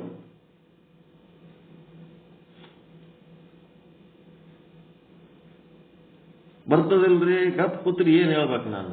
ಯಾರಿಗೆ ಹೇಳಕತ್ತೇನೆ? ಈಗ ನಿಮ್ ಒಳಗಿಲಿಂತ ಏನು ಹೊರಗೆ ನಿರ್ಧಾರ ತಗೊಂಡು ನೀವು ಹೊರಗೇನು ವ್ಯಕ್ತಿತ್ವ ಅಂತಿರಿಲ್ಲ, ಅದು ನಿಮ್ಮದೇ ಆದ ಒಂದು ವ್ಯಕ್ತಿತ್ವ ಅದ ಇಲ್ಲ? ನಿಮ್ಮದೇ ಆದ ಒಂದು ವ್ಯಕ್ತಿತ್ವ ಅಂತೇಳಿ ನೀವು ವ್ಯಕ್ತಪಡಿಸ್ತೀರಾ ಇಲ್ಲ? ನಿಮ್ಮ ಮಾತು, ನಿಮ್ಮ ಕೃತಿ, ನಿಮ್ಮ ಆಲೋಚನೆಗಳನ್ನ ವ್ಯಕ್ತಪಡಿಸ್ತಿರಲ್ಲ, ಅದು ನಿಮ್ಮ ವ್ಯಕ್ತಿತ್ವ ಹೌದಾ ಅಲ್ಲ? ಆ ವ್ಯಕ್ತಿತ್ವ ಏನದ? ವಿಜ್ಡಮ್. ಜ್ಞಾನದ ಮೂಲಕ ನೀವು ಏನು ನಡ್ಕೋಬೇಕಂತೇಳಿ ಏನು ನೀವು ಹೊರಗೆ ಹಾಕ್ತಿರಲ್ಲ, ಒಳಗಿಂದ ಹೊರಗೆ ಹಾಕೋದು ವಿಜ್ಡಮ್, ಹೊರಗಿಂದ ಒಳಗೆ ಹಾಕೊಳ್ಳೋದು ನಾಲೆಜ್. ನಾಲೆಜ್ ಅಂದ್ರೆ ವಿದ್ಯೆ, ವಿಜ್ಡಮ್ ಅಂದ್ರೆ ಜ್ಞಾನ. ಜ್ಞಾನದ ಮಾತು ನಿಮ್ಮ ಒಳಗಿಂದ ಪ್ರಜ್ಞಾಪೂರ್ವಕವಾಗಿ ನಿಮ್ಮ ಮಾತು, ಕೃತಿ, ಆಲೋಚನೆಗಳನ್ನೇನು ಹೊರಗೆ ಹಾಕ್ತಿರಲ್ಲ, ಅದು ಜ್ಞಾನ, ಅದು ಪ್ರಜ್ಞೆಯಿಂದ ಬಂದದ್ದು. ನಿಮ್ಮ ಒಳಗಿನ ಪ್ರಜ್ಞೆ ಜಾಗೃತ ಮಾಡಬೇಕಾದ್ರೆ ಹೊರಗಿನ ನಾಲೆಜ್ ತಗೋಬೇಕಾಗ್ತದೆ. ಹೊರಗಿಂದ ಶಾಸ್ತ್ರ, ಗುರು ಇವೆಲ್ಲ ಅವಲಂಬಿಸಿ ನಿಮ್ಮ ಒಳಗಿಂದು ಪ್ರಜ್ಞೆ ಜಾಗೃತ ಮಾಡಿಕೊಂಡು ಆ ಪ್ರಜ್ಞಾವಂತಿಕೆಯಿಂದ ನಿಮ್ಮ ಮಾತು, ಕೃತಿ, ಆಲೋಚನೆಗಳನ್ನ ಹೊರಗೆ ಹಾಕಿದ್ರಿ ಅಂತಂದ್ರೆ ನಿಮ್ಮದು ಅದು ಜ್ಞಾನ.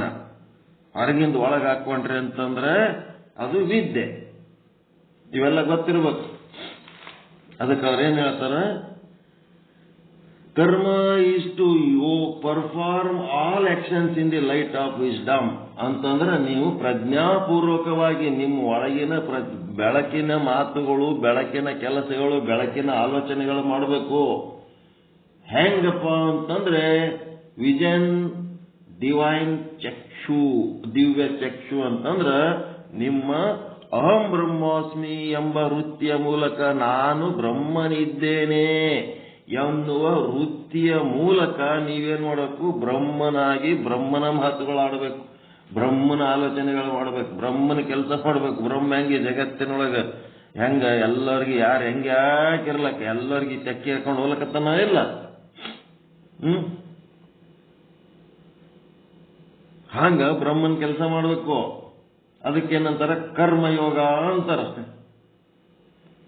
And this divine wisdom in action. ಏನು ಆಕ್ಷನ್ ಅಂದ್ರ ಕ್ರಿಯೆ. ಕರ್ಮಯೋಗ, ಡಿವೈನ್ ವಿಜ್ಡಮ್, ದೇವರ ದಿವ್ಯ ಪ್ರಜ್ಞೆ ಮತ್ತು ಈ ದೈವಿ ಕ್ರಿಯೆಗಳ ಕಾಂಬಿನೇಷನ್ ಏನದಲ್ಲ, ಇದಕ್ಕೇನಂತಾರ? ಭಕ್ತಿಯೋಗ. ಭಕ್ತಿಯೋಗ ಅಂತಾರ. ಅದೆಂತ ಡೈಲಾಗ್ ಅದ ನೋಡ್ರಿ. This divine wisdom in action is called as Bhakti Yoga. ಬರೀ ಡಿವೈನ್ ವಿಜ್ಡಮ್ ಅದ, ಆಕ್ಷನ್ ಇಲ್ಲ. ಆಕ್ಷನ್ ಅದ, ಡಿವೈನ್ ವಿಜ್ಡಮ್ ಇಲ್ಲ. ಹಂಗಾಗಂಗಿಲ್ಲದು.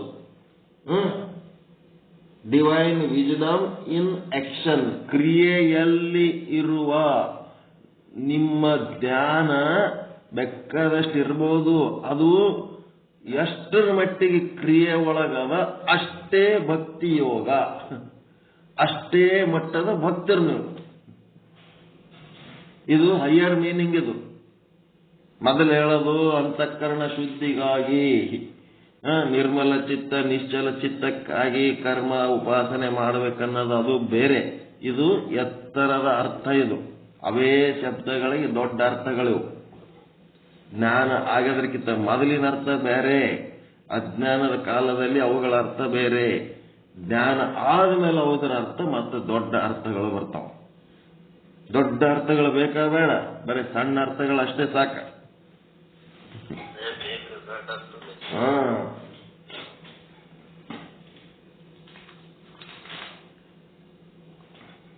ಎಂತ ಡೈಲಾಗ್ ನೋಡ್ರಿ. ಡಿವೈನ್ ವಿಜ್ಡಮ್ ಅಂದ್ರೆ ನಿಮ್ಮ ದಿವ್ಯ ಪ್ರಜ್ಞೆ ಏನದಲ್ಲ, ದೈವಿ ಪ್ರಜ್ಞೆ, ನಿಮ್ಮ ದೈವಿ ಕ್ರಿಯೆಗಳೇನು, ದೈವಿ ಜ್ಞಾನ, ದಿವ್ಯ ಜ್ಞಾನ.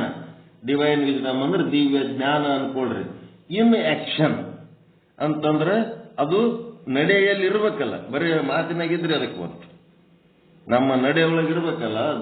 Divine wisdom in action is called as bhakti yoga. The Gita calls it ಅನನ್ಯ ಭಕ್ತಿ.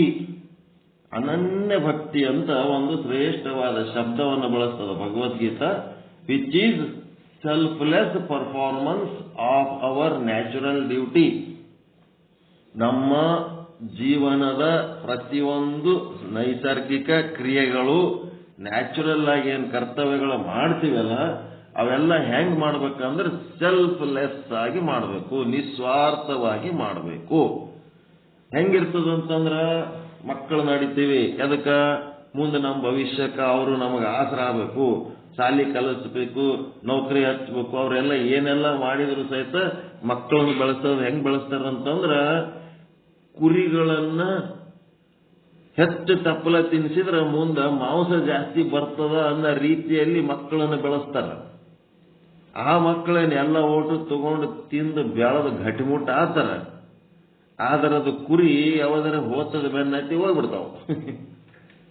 ಅವು ಓದು ಅಂತಂದ್ರೆ ಏನಾಗ್ತದ, ದುಃಖ ಯಾರಿಗೆ ಆಗ್ತದ?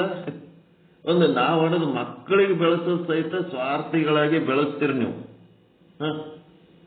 ಹಿಂಗೆ ಬೆಳೆಸಿದಾಗ ಏನಾಗ್ತದ, ಅವು ಏನ್ ಮಾಡ್ಬೇಕಂತ ಬಂದಿರ್ತಾವ, ಅವು ಮಾಡ್ಕೊತ ಹೋದಾಗ ನಿಮಗೆ ದುಃಖ. ಆ ದುಃಖ ಆಗಬಾರ್ದು, ಯಾವ ಕಾಲಕ್ಕೂ ದುಃಖ ಆಗಬಾರ್ದು. ಅಂದ್ರೆ ಸೆಲ್ಫ್ಲೆಸ್ ಪರ್ಫಾರ್ಮೆನ್ಸ್, ಯಾವುದೇ ಸ್ವಾರ್ಥ ಇರ್ಲಾರ್ದಂಗ ನಮ್ಮ ನ್ಯಾಚುರಲ್ ಡ್ಯೂಟಿಗಳು ಮಾಡಬೇಕು.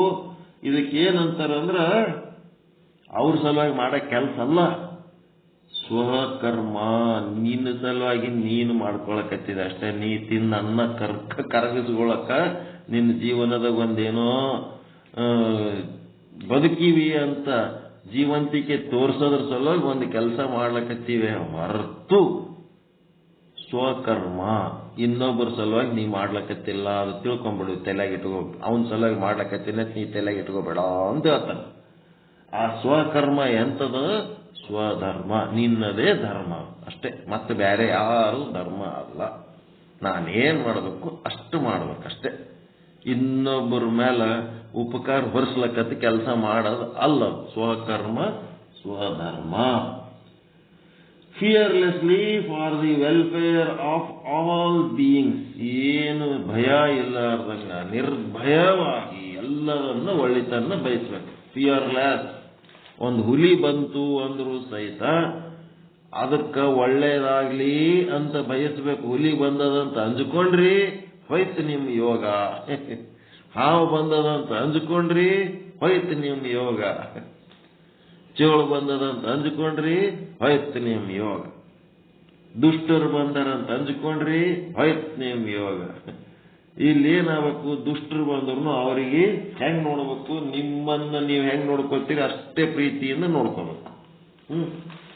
ಈ ದುಷ್ಟ ಜಂತುಗಳು ಅವೆಲ್ಲ ಬಂದ ಹೊತ್ನಾಗ ಮೊದಲು ನಿಮ್ಮ ಹೃದಯದೊಳಗ ಅದ್ರ ಬಗ್ಗೆ ಪ್ರೀತಿ ಉಂಟಾಗ್ಬೇಕು. 84 ಲಕ್ಷ ಜೀವರಾಶಿಗಳನ್ನೆಲ್ಲ ನಾವು ದಾಟಿ ಹೋದಾಗ ಬ್ರಹ್ಮ ಸಿಗ್ತಾನ. ಅಲ್ಲಿ ತನಕ ಬ್ರಹ್ಮ ಸಿಗಲ್ಲ. ಎಲ್ಲ ಹಡದ ತಂದೆ ತಾಯಿ ಹಿಡ್ಕೊಂಡು ಎಲ್ಲಾ ಜೀವಿಗಳು, ಎಲ್ಲಾ ಪ್ರಾಣಿಗಳು, ಒಂದೊಂದು ಅಣುಗಳು ಏನಾಗಬೇಕು, ನೆನೆಸ್ತಿರ್ಬೇಕು. ಎಂತ ಚಲೋ ಮನುಷ್ಯಪ್ಪ, ಎಂತ ಚಲೋ ಮನುಷ್ಯಪ್ಪ ಅನ್ನಿಸ್ತಿರ್ಬೇಕು. ಹಂಗಾದಾಗ ನೆಕ್ಸ್ಟ್ ಬ್ರಹ್ಮ ಸಿಗ್ತಾನ.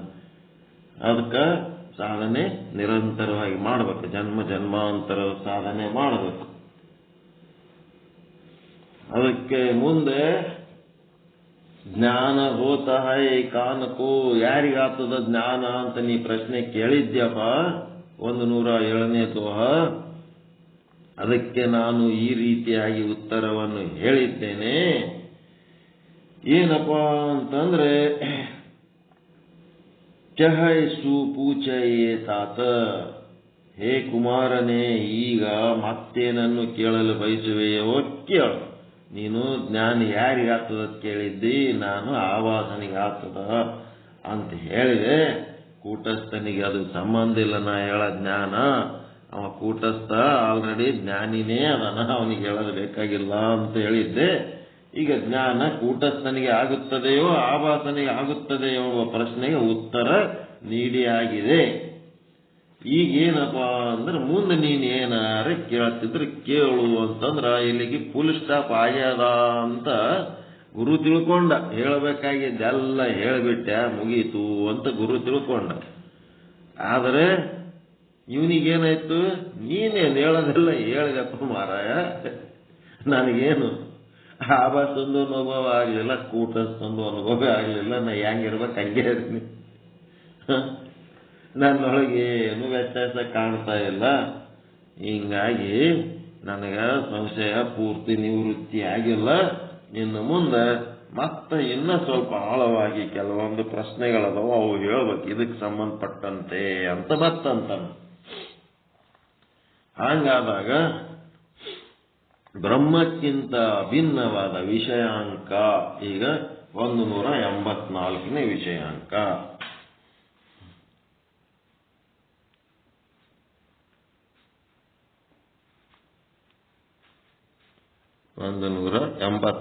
ವಿಷಯಾಂಕಕ್ಕೆ ಬಂದಿರಿ.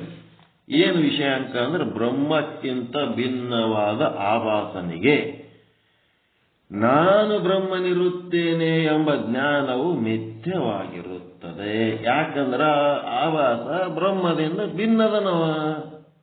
ಬ್ರಹ್ಮಗ ಅವನಿಗೆ ಬಹಳಷ್ಟು ವ್ಯತ್ಯಾಸಗಳದವ.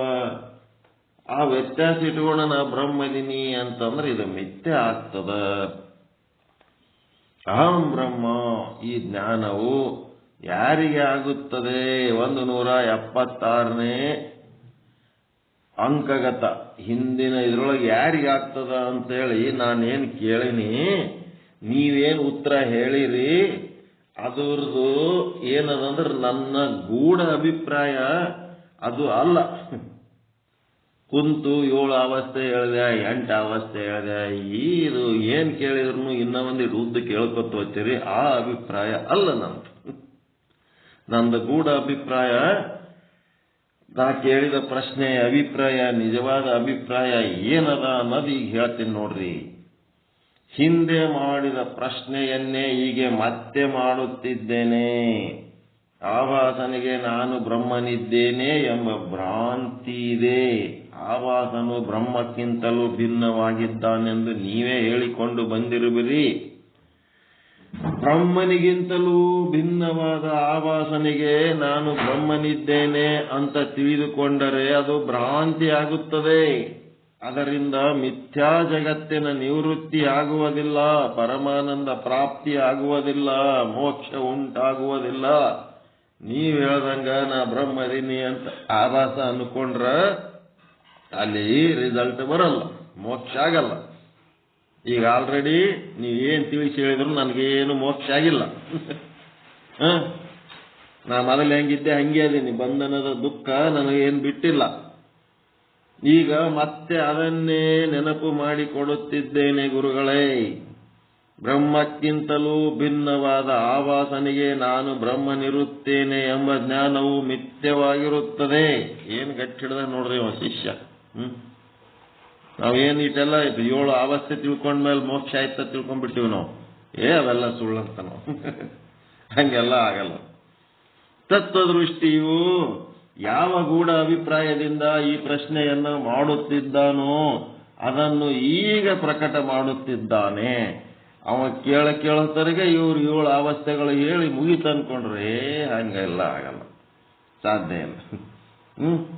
ಎಷ್ಟು ಗಟ್ಟಿದ ನೋಡ್ರಿ ಅವ ತತ್ವದೃಷ್ಟಿ. ಅದಕ್ಕೆ 108ನೇ ದೋಹ. ಎಲ್ಲಿಗೆ ಬಂದಿರೀಗ? 4ನೇ ತರಂಗ, 184ನೇ ವಿಷಯ, 108ನೇ ದೋಹ. ಭಗವಾನ್, ಹೇ ಪರಮಾತ್ಮನೇ, ಹೇ ಪೂಜ್ಯರೇ, ಹೇ ಗುರುಗಳೇ, ಹೈ ಆಭಾಸಕ್ಕೂ ಅಹಂ ಬ್ರಹ್ಮ, ಹೈ ಆಭಾಸಕ್ಕೂ ಅಹಂ ಬ್ರಹ್ಮ. ನಿಮಗ ಬ್ರಹ್ಮಜ್ಞಾನದ ಪಾಠ ಕೇಳಿ ಒಂದು ಒಳ್ಳೆ ಭಾವನೆನೇ ಉಂಟಾಗ್ತಾ ಇಲ್ಲ ನಿಮಗೆ. ಅದು ಎಂತ ವಿಚಿತ್ರ ಅದ ಅಂತಂದ್ರೆ, ಮೊನ್ನೆ ಎಲ್ಲಿ ಮಾಡಿದ್ರಿ ನೀವು ವಾರ್ಷಿಕೋತ್ಸವ?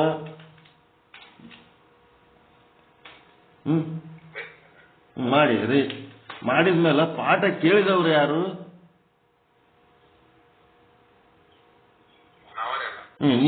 ನೀವೇನ್ ಮಾಡ್ಬೇಕಾಗಿತ್ತಲ್ಲಿ?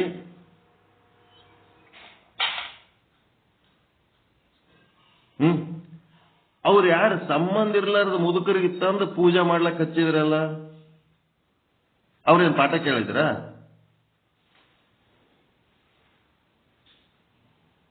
ನಿಮ್ಗೆ ಒಳ್ಳೆ ಒಂದು ಭಾವನೆನೇ ಉತ್ಪನ್ನ ಆಗ್ತಾ ಇಲ್ಲ. ಇಲ್ಲಿ ನೋಡ್ರಿ, ಇವನ್ ಹೆಂಗದ ನೋಡ್ರಿ. ಏ ಭಗವಾನ್, ನೀವ್ ಯಾರು ಕೇಳಿರಿ ಅವ್ರು ಪೂಜೆ ಮಾಡ್ಬೇಕೇನ್ ಕೇಳಾರ್ದವ್ರು ಬಂದು ಪೂಜೆ ಮಾಡ್ಬೇಕು? ಉಳಿದವ್ರಿಗೆ ಏನ್ ದಾಡಿ ಆಗಿತ್ತು? ನೀವ್ ಒಬ್ಬರೇ ಇದ್ರೇನು? ಉಳಿದವರೆಲ್ಲ ಏನ್ ಸಂಬಂಧ ಅದರ ಇಲ್ಲ? ಅಲ್ಲಿ ಬಂದವರು ನಿಮ್ ಬಿಟ್ರೆ ಬೇರೆ ಯಾರು ಇದ್ದಿದ್ದಿಲ್ಲ?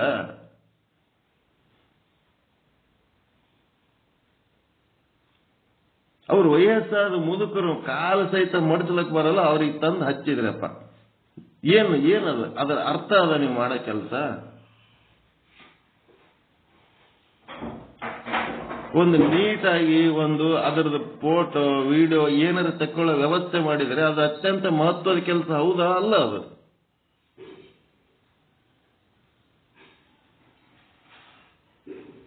ಏನಾರ ಉತ್ತರ ಅದ ನಿಮ್ಮ ಹತ್ರ? ಎಲ್ಲದು?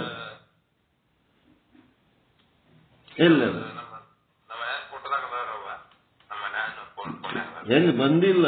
ಬಟ್ ಇದು ಯಾರು ಮಾಡ್ಬೇಕಂತ ಕೇಳಕತ್ತೀನಿ ನಾನು. ನಮಗಂತೂ ಬಂದಿಲ್ಲ ಅವು ಫೋಟೋಗಳು. ಫೋಟೋ ಬಂದಿಲ್ಲ, ವಿಡಿಯೋ ಬಂದಿಲ್ಲ. ಅವು ಪೂಜೆ ಮಾಡಿದ್ದು ಅದು ಆಯ್ತು. ಯಾರು ಮಾಡಬೇಕಾಗಿತ್ತು? ಜ್ಞಾನ ಪಡ್ಕೊಂಡವ್ರು ಯಾರು? ಪೂಜೆ ಮಾಡೋರು ಯಾರು? ಏನಾರು ಸಂಬಂಧದ ಮಾಡೋ ಕೆಲಸ ನಿಮ್ದು? ಉಳಿದವ್ರೆಲ್ಲ ಏನಾಗ್ಯದ? ಏನ್ ದಾಡಿ ಆಗ್ಯದಪ್ಪ? ನಿಮ್ ಓಸು ಮಂದಿ ಏನಾಗ್ಯದ? ಒಬ್ಬರೇ ನಿಮ್ ಮನೆಗೆ ಒಂದೇ ಕೇಳಿರೇನು? ಉಳಿದವ್ರಿಗೆಲ್ಲ ಏನಾಗಿತ್ತು?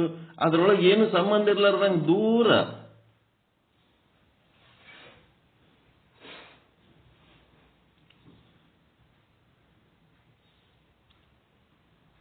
ಅದನ್ನ ಯಾಕೆ ನೀವು ಕೇರ್ಲೆಸ್ ಮಾಡ್ಲಕತ್ತೀರಿ? ಕರ್ಮ, ಉಪಾಸನೆ, ಜ್ಞಾನ ಮೂರನ್ನ ಸಮವಾಗಿ ಜಕ್ಕೊಂಡು ಹೋಗ್ಬೇಕಂತ ನಾನು ನಡೆಸ್ತಾ ಇದ್ದೀನಿ.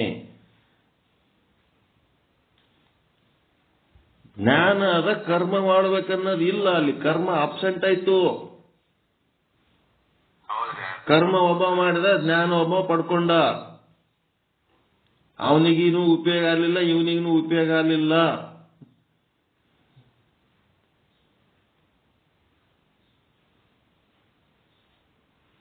ಏನ್ ಮಾಡ್ತಾರಪ್ಪ ಇವರೆಲ್ಲ? ಏನ್ ಹೆಂಗ್ ಎಲ್ಲಿತನ ಅಂತ ಹೇಳ್ಬೇಕಂತ ಇವೆಲ್ಲ? ಎಷ್ಟತ್ತು ಹೇಳ್ಬೇಕು? ಎಲ್ಲಿತನ ಹೇಳ್ಬೇಕು? ಒಳಗೊಂದು ಹೃದಯದೊಳಗೊಂದು ಒಳ್ಳೆ ಭಾವನೆ ಉತ್ಪನ್ನ ಆಗ್ತಾ ಇಲ್ಲ. ವೇದಿಕೆ ಮೇಲೆ ಮಾತನಾಡುವುದಕ್ಕೆ ಅವಕಾಶ ಸಿಕ್ಕಿಲ್ಲತ್ತೆ ಸೆಟ್ಗೊಳಕ್ ಬರ್ತದ ಮಕ್ಕಳ್ರೆ. ನಿಮಗ್ ಹೇಳಿದ ಕೆಲಸ ಸರಿಯಾಗಿ ಮಾಡ್ಲಕ್ ಬರಲ್ದಲ್ಲ. ಒಂದು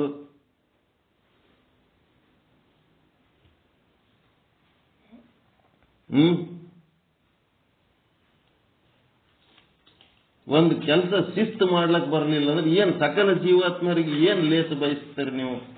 ಏನ್ ಯೋಗ ಮಾಡ್ತೀರಿ?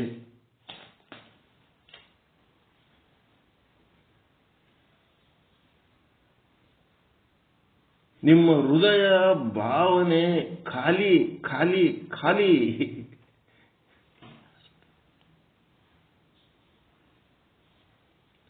ಇಷ್ಟೊಂದು ಕಡೆ ಅವ ತತ್ವದೃಷ್ಟಿ ಎಲ್ಲೆಲ್ಲಿ ಭಗವಾನ ದೇವರೇ ಗುರುವೇ ಅಂತ ಹಂಗ ಅವನು ಇದು ಅಂಥದ್ದೊಂದು ಭಾವನೆ, ಒಂದು ಅಣುವಿನಷ್ಟಾದ್ರೂ ಭಾವನೆ ಬರ್ಲಕತ್ತದ ಅಲ್ಲಿ.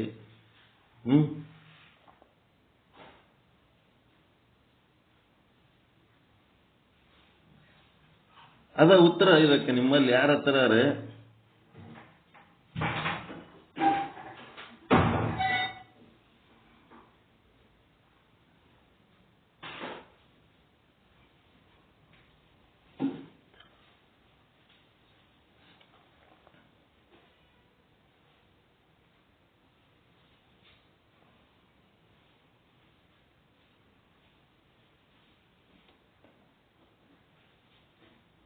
ಈ ಪ್ರಶ್ನೆ ನಾನು ನಿಮಗೆ ಮಾಡಬಾರದು. ನಿಮ್ಮ ಒಳಗಿನ ಆಭಾಸಗ ನೀವು ಪ್ರಜ್ಞಾಪೂರ್ವಕವಾಗಿ ಮಾಡ್ಕೋಬೇಕು. ಇದು ನಿಮಗೆ ಉಪಯೋಗ ಆಗ್ಬೇಕಾ ಆಗ್ಬಾರ್ದ?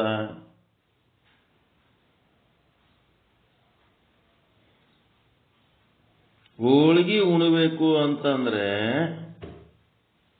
ಬೆಲ್ಲ, ಬ್ಯಾಳಿ, ಗೋಧಿ ಹಿಟ್ಟ, ಮತ್ತಿನ್ನೇನು ಎಣ್ಣೆ, ಅವು ಏನೇನದವ ಎಲ್ಲ ವಸ್ತುಗಳನ್ನ ಸಾಮಗ್ರಿಗಳನ್ನ ತಂದು ಕುದಿಸಿ ಅದು ಎಲ್ಲ ಹೆಂಗ್ ಮಾಡ್ಬೇಕು ಹಂಗ ಕರ್ಮ ಮಾಡಿದರೆ ಮುಂದೆ ಹೋಳಿಗೆ ಉಳ್ಳಕ್ ಬರ್ತವೆ. ನೀವು ಕರ್ಮನೇ ಮಾಡ್ಲಿಲ್ಲ ಹಂಗೆ ಹೋಳಿಗೆ ಉಣ್ತೀನಿ ಅಂದ್ರೆ ಹೆಂಗ್ ಉಣ್ತೀರ?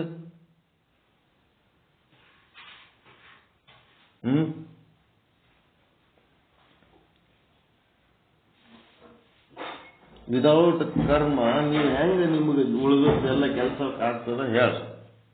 ಒಬ್ಬ ಯಾವನ ಕೂತಿದ್ನಂತ ಕಟ್ಟಿ ಮೇಲೆ, ಉಡ್ಯಾದಾಗ ಏನೋ ಇಟ್ಕೊಂಡನ ನಂಗೆ ಕಾಣಿಸ್ತಿದ್ನಂತ, ಉಡ್ಯಾದಾಗ ಕೈ ಹಾಕ್ತಿದ್ನಂತ, ತಗೊಂಡು ಬಾಯಾಗ ಹಾಕೋತಿದ್ನಂತ. ಉಡ್ಯಾದಾಗ ಕೈ ಹಾಕೊಂಡು ಹಿಂಗ್ ತಗೊಂಡು ಬಾಯಾಗ ಹಾಕೋತಿದ್ನಂತ.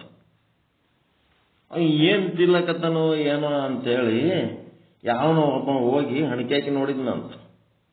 ಅವನು ಉಡ್ಯಾದಾಗನು ಏನೂ ಇಲ್ಲ, ಕೈಯಾಗನು ಏನೂ ಇಲ್ಲ, ಬಾಯಾಗನು ಏನೂ ಇಲ್ಲ. ಬಾಯಿ ಆಡಿಸ್ಲಕತ್ತನ, ಬಹಳ ಸಂತೋಷದಿಂದ ಏನೋ ತಿಲ್ಲಕತ್ತನ ನಂಗೆ ಬಾಯಿ ಆಡಿಸ್ಲಕತ್ತನ. ಇವ ಹೋಗಿ ಕೇಳಿದ್ನಂತ, ಏನ್ ತಿಲ್ಲಕತ್ತಿದೆ ಅಂತ. ಏನ್ ತಿಲ್ಲಕತ್ತಿದೆ ಅಂತ ಕೇಳಿದ್ರ ಗೊತ್ತಾಗಲ್ಲೇನು, ಮಂಡಾಳ ಪುಟಾಣಿ ತಿಲ್ಲಕತ್ತೀನಿ ಅನ್ನಂತ. ಮಂಡಾಳ ಪುಟಾಣಿ ಎಲ್ಲವ? ಎಲ್ಲಿ ಏನು ಇರೋದೇ ಬೇಕಾಗಿಲ್ಲ, ಅವ ಹಂಗೆ ತಿನ್ಲಕ್ ಬರ್ತದ ನನಗೆ, ಹಂಗೆ ತಿನ್ನ.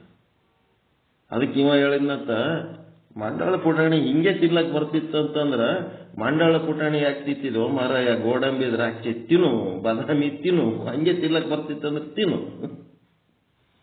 ಕರ್ಮನೇ ಇರ್ಲಾರ್ದೆ ಹೆಂಗೆ ತಿಂತೀನಿ ಅಂದ್ರೆ ತಿನ್ನು, ಯಾರು ಬೇಡ ಅಂತಾರ? ಎಲ್ಲರಿಗೂ ಒಂದೊಂದು ಅರ್ಥಗಳು ಕೊಟ್ಟು ನಾನು ನಿಮ್ಮನ್ನ ಕರ್ಕೊಂಡು ಹೋಗ್ಲಕತ್ತೀನಿ. ಎಚ್ಚರಿಕೆಯಿಂದ ಇರೋದು ಕಲೀರಿ. ಎಚ್ಚರಿಕೆಯಿಂದ ಇದ್ದು ಅದನ್ನ ಏನ್ ಹೇಳ್ತೀವಿ, perform in the light of wisdom. ಜ್ಞಾನದ ಬೆಳಕಿನಲ್ಲಿ ಆ ಕೆಲಸಗಳನ್ನ ಮಾಡ್ರಿ. ವಿತ್ ದಿ ದಿವ್ಯ ಚಕ್ಷು ಅಂತಂದ್ರೆ ಅಹಂ ಬ್ರಹ್ಮಾಸ್ಮಿ ಅನ್ನುವ ಒಂದು ವೃತ್ತಿ ನಿಮ್ಮೊಳಗೆ ಇಟ್ಕೊಂಡ್ರೆ, ಸರ್ವಂ ಬ್ರಹ್ಮಾಸ್ಮಿ ಎನ್ನುವ ನೀವು ಮೊದಲು ಬ್ರಹ್ಮ ಆಗಿರಿ ಅಂತಂದ್ರೆ ಎಲ್ಲವೂ ನಿಮಗೆ ಬ್ರಹ್ಮಮಯವಾಗಿ ಕಾಣ್ತದ. ಎಲ್ಲವೂ ಬ್ರಹ್ಮಮಯವಾಗಿ ಕಾಣುವಾಗ ಎಲ್ಲವನ್ನ ನಾನು ಪೂಜೆ ಮಾಡಬೇಕು ಅಂತಂದ್ರೆ ಆಗಂಗಿಲ್ಲ. ಆ ಎಲ್ಲವನ್ನು ಪೂಜೆ ಮಾಡೋದ್ರದ ರೆಪ್ರೆಸೆಂಟೇಷನ್ ಯಾವುದು ಅಂತಂದ್ರೆ ಇಡೀ ವಿಶ್ವದ ಎಲ್ಲೆಲ್ಲಿ ಏನೇನದ ಎಲ್ಲಾ ವಸ್ತು, ಎಲ್ಲಾ ದೇವತೆಗಳು, ಎಲ್ಲ ದೇವರು, ಎಲ್ಲ ಬ್ರಹ್ಮ ಏನೇನದ ಅದು ಎಲ್ಲದರದ್ದು ಒಂದು ಪ್ರತಿನಿಧಿ ಯಾವುದು ಅಂತಂದ್ರೆ ಗುರುವಿನ ಪಾದ. ಹೌದಾ? ಅಲ್ಲ.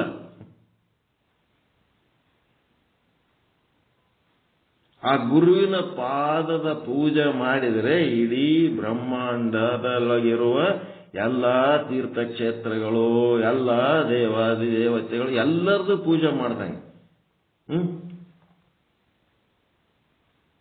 ಮಣ್ಣಿರ್ಲಾರ್ದೆ ಮಡಿಕೆ ಮಾಡೋರು ಕಂಡಂಗೆ ಕಾಣ್ಲಕತ್ತೀರಿ ನೀವು. ಮಡಿಕೆಯ ಮಾಡುವಡೆ ಮಣ್ಣೇ ಮೊದಲು, ಅಲ್ಲಿ ಮಣ್ಣೇ ಇಲ್ಲ, ಹಂಗೆ ಮಡಿಕೆ ಮಾಡ್ತೀರಿ. ತೊಡಿಗೆಯ ಮಾಡುವಡೆ ಹೊನ್ನೇ ಮೊದಲು. ಕಲ್ಯಾಣಪ್ಪ ಮಾತಾಡ್ತೀರಿ, ಕೆಲಸ ಬರೋಬರಿ ಮಾಡಲಿಲ್ಲ.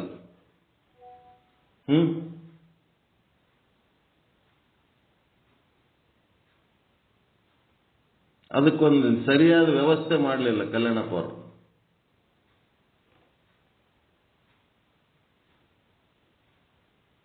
ನಾ ಅನ್ಲಕತ್ತದ ಕರೆಕ್ಟ್ ಅದ ತಪ್ಪದ ಹೇಳ. ಏನ್ರಿ ಇಷ್ಟೆಲ್ಲ ಚಲೋ ಗ್ರ್ಯಾಂಡ್ ಸಕ್ಸಸ್ ಫಂಕ್ಷನ್ ಮಾಡೀವಿ,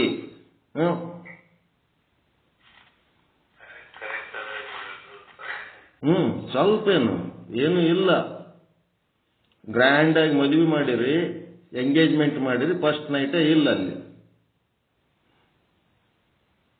ಅಷ್ಟೇ.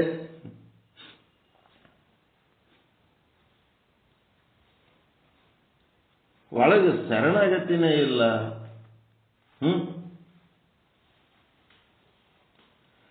ಭಗವಾನ್ ಪರಮಾತ್ಮನೇ ಹೈ ಆಭಾಸಕ್ಕೂ ಅಹಂ ಬ್ರಹ್ಮ ಯಹ ಜ್ಞಾನ ತುಮ ಬಾಕ್ಯೋ ಸೋ ಮೈಲಿಕೋ.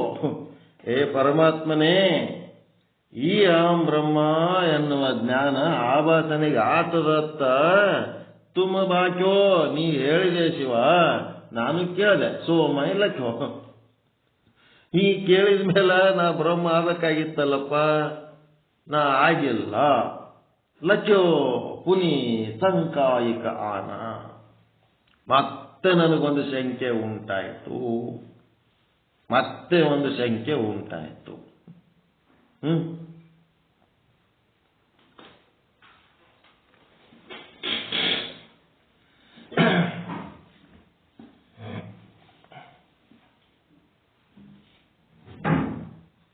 ಈಗ ನಿಮಗೆ ಯಾರು ತಿಳಿಸಿ ಹೇಳ್ಬೇಕು ಹೇಳ್ರಿ? ಎಲ್ಲ ಈ ಲೋಪಗಳನ್ನು ಯಾರು ತಿಳಿಸಿ ಹೇಳ್ಬೇಕು? ಒಬ್ಬರೇ ಚಲೋ ಬುದ್ಧಿ ಇದ್ದವ್ರು ತಯಾರಾಗ್ತೀರೇನಂತಂದ್ರೆ ಒಬ್ರು ತಯಾರಾಗಲ್ರಿ. ಒಬ್ಬರು ಬಿಟ್ರಿ ಇನ್ನೊಂದು ಏನಾರ ತೂತು ಹಾಕಿ ಬಿಡ್ತೀರಿ. ಯಾರೇನು ಸಣ್ಣವ್ರಿಲ್ಲ. ಎಲ್ಲರೂ 65-70 ವಯಸ್ಸು ಮೇಲಿನವರೇ ಇದೀರಿ, ಒಂದು ಒಳ್ಳೆ ಕೆಲಸ ಮಾಡ್ಲಿಕ್ಕೆ ಆಗ್ತಾ ಇಲ್ಲ ನಿಮಗೆ.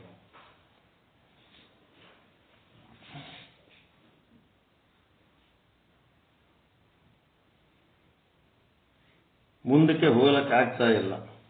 ಅದು ಹೆಂಗ ನಿಮ್ಮನ್ನು ನೋಡಿದ್ರೆ ಹೆಂಗ್ ಕಾಣ್ತೀರಿ ಅಂದ್ರೆ, ನಮಗ ಅದು ಯಾರು ಆಡ್ತಾರಲ್ಲ ಸಿನಿಮಾದಾಗ, ದಾರಿ ಕಾಣದಾಗಿದೆ ರಾಘವೇಂದ್ರ ನೀ ಬೆಳಕು ತೋರಿ ನಡೆಸುವ ಅಂತೇಳಿ. ರಾಘವೇಂದ್ರ ಬೆಳಕು ತೋರಿದ್ರೆ ನಡೆಯಂಗಿಲ್ಲ, ನಿಮ್ಮ ಬೆಳಕಿನಾಗ ನೀವು ನಡಿಬೇಕು. ಲೈಟ್ ಆಫ್ ವಿಜ್ಡಮ್ ವಿತ್ ದಿವ್ಯ ಚಕ್ಷು, you have to perform each and every ಕರ್ಮ.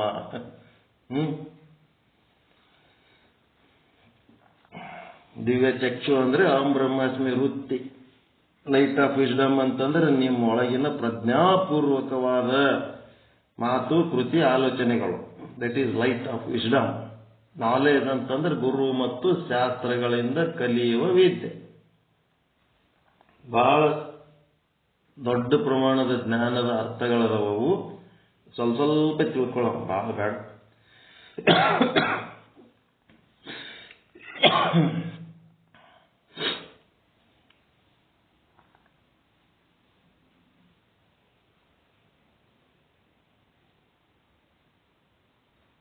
ನೀವು ಮಾಡಿದ ಕ್ರಿಯೆಗಳು ನೋಡಿದ್ರ ಅರೇಂಜ್ಮೆಂಟ್ಸ್ ಏನು ಭಾರಿ ಗ್ರ್ಯಾಂಡ್ ಆಗಿ ಮಾಡಿದ್ರಿ, ಎಲ್ಲ ಮಾಡಿದ್ರಿ. ಆದ್ರೆ ನಾನು ನೋಡ್ತಾ ಇರೋದು ನಿಮ್ಮ ಭಕ್ತಿ, ನಿಮ್ಮ ಹೃದಯ. ಅದು ಖಾಲಿ ಖಾಲಿ. ಈ ತರ ಇತ್ತು ಅಂತಂದ್ರ ಮುಂದಿನ ಸಲ ಫಂಕ್ಷನ್ನೇ ಬ್ಯಾಡಪ್ಪ, ಇವ್ರೇನೋ ಹೆಂಗೋ ಮಾಡ್ಲಕತ್ತಾರ. ಅಂತ ಅನಿಸ್ತದ ಇಲ್ಲ? ನನಗನ್ಸಿದ್ದು ಬರೋಬರೇ ಅದ, ತಪ್ಪದ?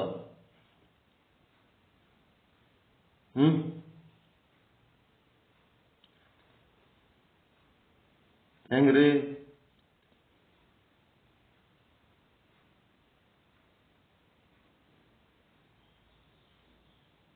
ನನ್ನ ಅನಿಸಿಕೆ ಸರಿನಾ ತಪ್ಪ?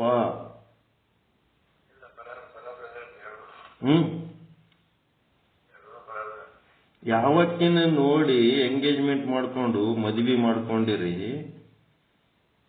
ಆಕಿನ್ನೇ ಅವನ್ ಬಲ್ಲಿ ಕಳಿಸ್ಬೇಕ, ನಾವು ಈ ಗೆಳತಿ ಕಳಿಸ್ಬೇಕ ಹೇಳ್ರಿ?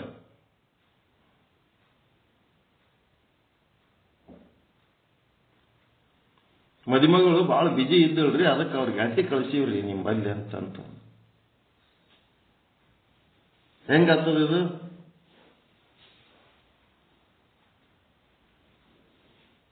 ಒಬ್ರ ಇಬ್ರ ಅವ್ರ ಮನೆಯವ್ರೇ ಮಾಡ್ಬೇಕಂತ ಏನದ ಏನ್ರಿ? ಅಲ್ಲಿ ಎಲ್ಲರೂ ಒಂದೇ ಹೌದಾ ಇಲ್ಲ? ಅಲ್ಲಿ ಮಾತಾಡ್ರಿ, ಬಾಯಿ ಮುಚ್ಕೊಂಡಿದ್ರಿ ಅಂದ್ರೆ ಪಾಠ ನಿಂತು ಬಿಡ್ತದ.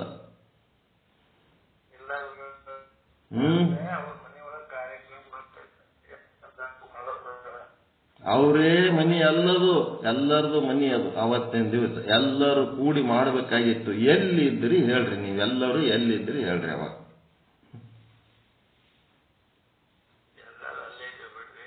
ಎದಕ್ ಬತ್ತು? ಅಲ್ಲೇ ಇದ್ರಿ ಎದಕ್ ಬತ್ತು? ಏನು ಉಪಯೋಗ ಏನಾಯ್ತು ಹೇಳ್ರಿ? ಪೂಜೆದಾಗ ಇರ್ಲಿಲ್ಲ, ಯಾರು ಇರಲಿಲ್ಲ ಪೂಜೆದಾಗ.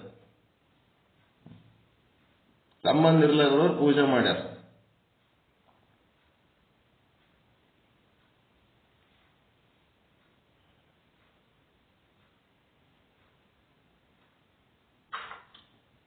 ಅವ್ರ ಒಳಗೆ ಏನಾರ ನಮ್ಮ ಬಗ್ಗೆ ಭಕ್ತಿ ಭಾವ ಏನಾರ ಘನತೆ ಏನಾರ ಇರ್ತದೇನ್ರಿ ಅವ್ರ ಬಲ್ಲಿ? ಹೇಳಿ ಮಾಡನ್ನ ಅವ್ರು ಜಗಲಿ ಮೇಲೆ ದೇವ್ರ ಪೂಜೆ ಹೆಂಗ್ ಮಾಡ್ತಾರೆ ಹಂಗೆ ಪೂಜೆ ಮಾಡಿಬಿಟ್ರು. ಅವ್ರು ಪೂಜೆ ಮಾಡೋದೇ ಈ ಜಾತಿ ಬುದ್ಧಿ. ಎಲ್ಲರೂ ಪೂಜೆ ಮಾಡ್ತಾರೆ ನಮ್ಮ ದೇಶದಾಗ. ಆಯ್ತು, ಉಪಯೋಗ ಏನಾಯ್ತು?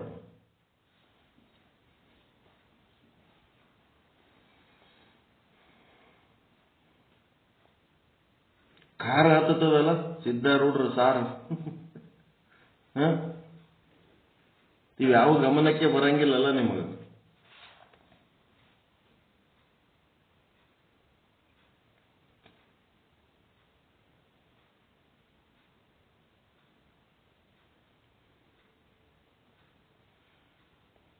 ನನಗೆ ಮತ್ತೆ ಒಂದು ಶಂಕೆ ಆಗಿದೆ ಅಂತ ಹೇಳಕ.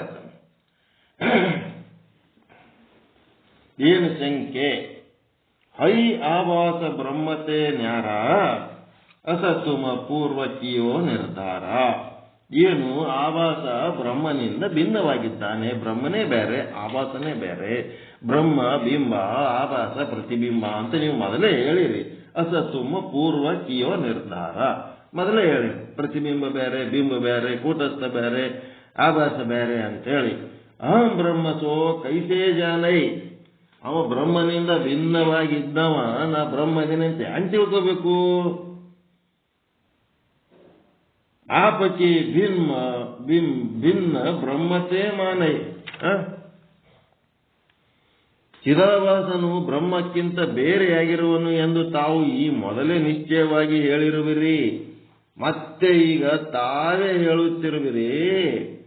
ಏನ್ ಮಾಡ್ಲಕತ್ತೀರಪ್ಪ ಅಂತಂದ್ರೆ, ಬ್ರಹ್ಮ ಭಿನ್ನವಾಗಿದ್ದಾನೆ ಅನ್ನೋದು ಬಿಟ್ಟು ಚಿದಾಭಾಸನೇ ಬ್ರಹ್ಮನಿದ್ದಾನೆ, ಚಿದಾಭಾಸನೇ ಬೇರೆ, ಬ್ರಹ್ಮನೇ ಬೇರೆ ಅಂತೇಳಿ ಈಗ ನೋಡಿದ್ರೆ ಚಿದಾಭಾಸನೇ ಬ್ರಹ್ಮ ಅಂತ ಹೇಳಕತ್ತೀರಿ. ಪ್ರತಿಬಿಂಬನೇ ಬೇರೆ, ಬಿಂಬನೇ ಬೇರೆ ಅಂತೇಳಿ ಈಗ ನೋಡಿದ್ರೆ ಪ್ರತಿಬಿಂಬಕ್ಕೆ ಬಿಂಬ ಅಂತ ಹೇಳಕತ್ತೀರಿ. ಚಿದಾಭಾಸನೇ ನಾನು ಬ್ರಹ್ಮನಿದ್ದೇನೆ ಅಂತ ತಿಳಿದುಕೊಳ್ಳುತ್ತಾನೆ ಅಂತ ಅದು ಹ್ಯಾಂಗ್ ಹೇಳ್ತೀರಿ ನೀವು? ಹೆಂಗದ ಪ್ರಶ್ನೆ?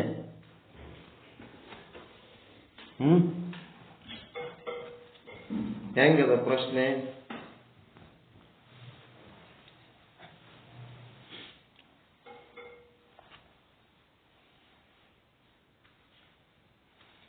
ಪ್ರಶ್ನೆ ಯೋಗ್ಯ ಆದ ಇಲ್ಲ. ಶಂಕ. ಬ್ರಹ್ಮ ಬೇರೆ, ಆಭಾಸ ಬೇರೆ. ಬ್ರಹ್ಮನ ಸಚ್ಚಿತ್ತಾನಂದ ನಿತ್ಯ ಪರಿಪೂರ್ಣ, ಆಭಾಸ ಅಸತ್ತು, ಅಚಿತ್ತು, ದುಃಖ, ಅನಿತ್ಯ, ಅಪೂರ್ಣ ಅದನ. ಈಗೇನು ಹೇಳಕತ್ತೀರಿ? ಆಭಾಸನೆ ಬ್ರಹ್ಮ ಅಂತೇಳಿ ಒಂದು 7 ಅವಸ್ಥೆಗಳು ಹೇಳಿ ಹಿಂಗೆಲ್ಲ ಸರಿ ಮಾಡ್ಲಕತ್ತೀರಿ. ಅದು ನಮ್ಗೆ ಸರಿ ಹೋಗ್ತಾ ಇಲ್ಲ. ಗುರುಗಳದು ತಲಿ ಏನಾಗಕತ್ತದ? ಬಿಸಿ ಮಾಡ್ಲಕತ್ತಾನ. ಈಗ ಇನ್ನ ಡೀಪ್ ಹೋಗ್ಬೇಕಲ್ಲ. ಬ್ರಹ್ಮದಿಂದ ಭಿನ್ನವಾದ ಆಭಾಸನು ನಾನು ಬ್ರಹ್ಮನಿದ್ದೇನೆ ಅಂತ ತಿಳಿದುಕೊಳ್ಳುತ್ತಾನೆ ಅಂತ ಹೇಳುತ್ತಿರುವಿರಲ್ಲ, ಅದನ್ನು ನಾನು ಹೇಗೆ ಎಂದು ತಿಳಿದುಕೊಳ್ಳ ಬಯಸುತ್ತೇನೆ. ನೀವು 7 ಅವಸ್ಥೆಗಳು ಹೇಳೋದ್ರಿಂದ ನಮಗೆ ದುಃಖ ನಿವೃತ್ತಿ ಆಗಲಿಲ್ಲ, ನಮಗೆ ಪರಮಾನಂದ ಪ್ರಾಪ್ತಿ ಆಗಲಿಲ್ಲ, ಮೋಕ್ಷ ಆಗಲಿಲ್ಲ. ನೀವು ಹೇಳಿ ಹೈರಾಣಾದ್ರಿ, ನೀವು ಹೇಳಿದ್ರಿ, ನಾವು ಕೇಳಿದೆವು. ಆದ್ರೆ ಆಭಾಸ ನಾ ಬ್ರಹ್ಮದಿನ ಅಂತ ತಿಳ್ಕೊಬೇಕಂತಿರಲ್ಲ, ಹೇಳಿರಲ್ಲ. ಅದು ಹ್ಯಾಂಗ ಅಂತ ನಾ ಕೇಳ್ಬೇಕು, ಇನ್ನೊಂದು ಸ್ವಲ್ಪ ತಿಳ್ಕೋಬೇಕಾಗ್ಯದ. ಜೋ ಜಾನೈ ತೋ ಮಿಥ್ಯಾ ಜ್ಞಾನ, ಚೌಪಾಯಿ 110. ಒಂದು ವೇಳೆ ಮಿಥ್ಯ ಸ್ವರೂಪನಾದ ಚಿದಾಭಾಸನು ತಾನು ಬ್ರಹ್ಮ ಸ್ವರೂಪನಿರುತ್ತೇನೆ ಅಂತ ತಿಳಿದುಕೊಂಡರೆ ಆ ರೀತಿಯಾದ ಜ್ಞಾನವು ಹೇಗಾಗುತ್ತದೆ ಎಂದರೆ, ಓ ಈ ಜೇವರಿ ಭುಜಗ ಸಮಾನ, ಯಾವ ಹಗ್ಗದಲ್ಲಿ ಮಿಥ್ಯವಾಗಿ ತೋರಲ್ಪಟ್ಟ ಸರ್ಪದಂತೆ ಆಗುತ್ತದೆಯೋ, ಅಂದ್ರೆ ಮಿಥ್ಯಾ ಚಿದಾಭಾಸನ ಬ್ರಹ್ಮ ಸ್ವರೂಪ ಜ್ಞಾನವು ಹಗ್ಗದಲ್ಲಿ ತೋರಿದ ಮಿಥ್ಯಾ ಸರ್ಪದಂತೆ ಆಗುತ್ತದೆ. ಹಗ್ಗದೊಳಗ ಸರ್ಪ ಹೆಂಗ್ ಮಿಥ್ಯ ತೋರ್ಲಕತ್ತದ, ಹಂಗ ಏನಾಗ್ತದಪ್ಪ ಅಂದ್ರೆ ಅಲ್ಲಿ ಸರ್ಪ ಇಲ್ಲ.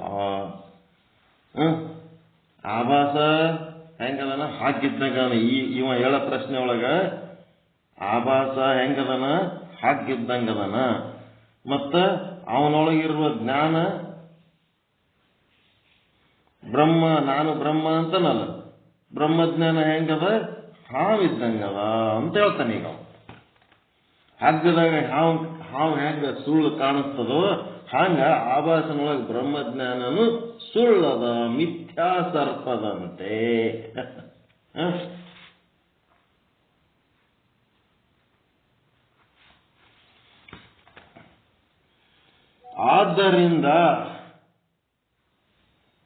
ಆದ್ದರಿಂದ ಶ್ರೀ ಗುರುವೇ, ಯುಕ್ತಿ ಸಹಿತವಾದ, ಉಪಾಯ ಸಹಿತವಾದ, ಯುಕ್ತಿ ಅಂದ್ರೆ ಉಪಾಯ ಸಹಿತವಾದ ನಿಜ ಯುಕ್ತಿ, ನಿಜವಾದ ವಚನಗಳನ್ನ, ನಿಜ ಉಕ್ತಿ, ಯುಕ್ತಿ ಸಹಿತ ನಿಜ ಯುಕ್ತಿ. ಶ್ರೀ ಗುರು ಯಹ ಸಂದೇಹ ಮಿಟಾಲು, ಯುಕ್ತಿ ಸಹಿತ ನಿಜ ಉಕ್ತಿ ಸುನಾಲು. ಅಂತಂದ್ರೆ ಗುರುದೇವ ಏನ್ ಮಾಡಪ್ಪ ಅಂತಂದ್ರ ನನಗೊಂದ್ ಸ್ವಲ್ಪ ಯುಕ್ತಿ ಉಪಾಯ ತಿಳ್ಕೊಳಕ ಒಂದ್ ಸ್ವಲ್ಪ ಐಡಿಯಾ ಮಾಡಿಕೊಡು. ನನಗ ಇದು ಹ್ಯಾಂಗ ಅಂತ ತಿಳ್ಕೊಬೇಕಂತ ಐಡಿಯಾ ಮಾಡಿಕೊಡು. ಹೆಂಗಪ್ಪ ಅಂತಂದ್ರೆ ನಿಜ ಯುಕ್ತಿ, ನಿಜವಾದ ವಚನಗಳನ್ನು ಹೇಳು. ಇವೆಲ್ಲ ಸಪ್ತ ಅವಸ್ಥೆಗಳು ಇವೆಲ್ಲ ಹೇಳೋದ್ರಿಂದ ಆಗಂಗಿಲ್ಲ. ನಾವೆಲ್ಲ ಏನ್ ತಿಳ್ಕೊಂಡೇವು? ಆಯ್ತು ನಮಗೆ ಮೋಕ್ಷ ತಿಳ್ಕೊಂಡೇವು. ಹಿಂಗೆಲ್ಲ ಹೇಳೋದ್ರಿಂದ ಆಗಂಗಿಲ್ಲ. ಕರೆ ಹೇಳು, ಏನಾರ ಒಂದಿತ್ತು ಹೇಳು, ಕರೆ ಹೇಳು, ನಿಜವಾದ ವಚನಗಳನ್ನು ಹೇಳು. ಮೋಕ್ಷ ಆಗಂತ ಸತ್ಯ ವಚನಗಳನ್ನು ಹೇಳು. ಸುನೋ, ಹೇಳು, ನನ್ನ ಸಂಶಯವನ್ನ ದೂರ ಮಾಡ್ರಿ, ನನ್ನ ಸಂಶಯ ದೂರ ಮಾಡ್ರಿ ಪರಮಾತ್ಮ ಅಂತ ಕೇಳಕತ್ತ.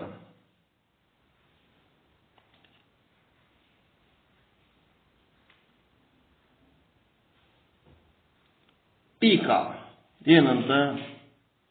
ಹೇ ಸದ್ಗುರುನಾಥನೇ, ತಾವು ಈ ಪೂರ್ವದಲ್ಲಿ ಯಾವ ಕೂಟಸ್ಥ ಮತ್ತು ಬ್ರಹ್ಮ ಇಬ್ಬರೂ ಒಂದೇ ಆಗಿರುತ್ತಾರೆ. ತಾವು ಈ ಪೂರ್ವದಲ್ಲಿ ಯಾವ ಕೂಟಸ್ಥ ಮತ್ತು ಬ್ರಹ್ಮ ಇಬ್ಬರೇ ಒಂದೇ ಆಗಿರುತ್ತಾರೆ ಮತ್ತು ಆಭಾಸ ಬ್ರಹ್ಮಗಿಂತಲೂ ಬೇರೆಯಾಗಿರುತ್ತಾನೆ ಎಂದು ಹೇಳಿದ್ದೀರಿ. ಏನದ?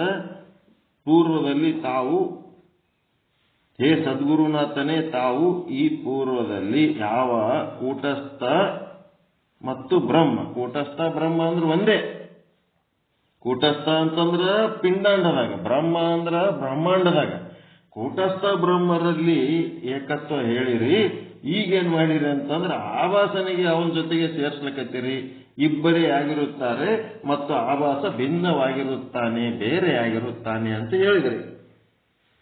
ಬ್ರಹ್ಮಾಂಡದೊಳಗೆ ಇರುವ ಬ್ರಹ್ಮ ಮತ್ತ ಪಿಂಡಾಂಡದೊಳಗಿರುವ ಕೂಟಸ್ಥ, ಅದು ಘಟಾಕಾಶ, ಮಠಾಕಾಶ, ಮಹಾಕಾಶ ಏನ್ ಹೇಳಿದ್ರಿ ಅದ್ರ ಪ್ರಕಾರ ಕೂಟಸ್ಥಗ ಬ್ರಹ್ಮಗ ಓಕೆ, ಅದು ಒಪ್ಕೊಂಡಿವಿ.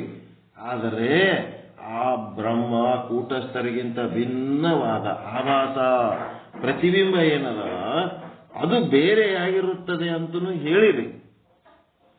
ಹಾಗಾದರೆ ಆ ಬ್ರಹ್ಮನಿಂದ ಭಿನ್ನವಾಗಲ್ಪಟ್ಟ ಆಭಾಸನಿಗೆ ನಾನು ಬ್ರಹ್ಮನಿರುತ್ತೇನೆ ಎಂಬ ಬ್ರಹ್ಮದ ಅಂದರೆ ಬ್ರಹ್ಮ ಸ್ವರೂಪದ ಜ್ಞಾನವಾಗುವುದು ಸಂಭವಿಸುವುದಿಲ್ಲ. ಆಭಾಸ ಯಾಕಾಗ್ಯಾನವನು? ಅಜ್ಞಾನದ ಉಪಾಧಿ ಉಂಟಾದ ಕಾರಣ ಆಭಾಸ ಆಗ್ಯಾನ. ಅವ ಜ್ಞಾನಿ ಆದನು ಅಂತಂದ್ರ, ಅಜ್ಞಾನ ಕಳ್ಕೊಂಡು ಜ್ಞಾನಿ ಆದ್ರೆ ಅವ ಏನವನು?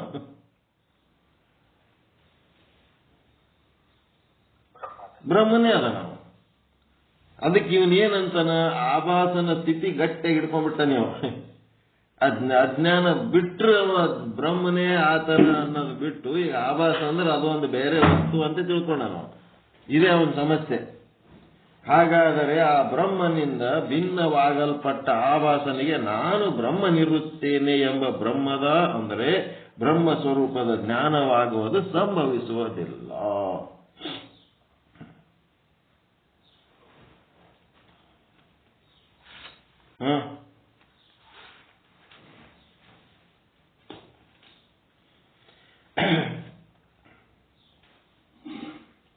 ಒಂದು ವೇಳೆ ನನ್ನ ಅಧಿಷ್ಠಾನವಾಗಿರುವ ಯಾವ ಕೂಟಸ್ಥ ಇರುವುದೋ ಅದು ಬ್ರಹ್ಮ ಸ್ವರೂಪ ಇರುತ್ತದೆ ಎಂದು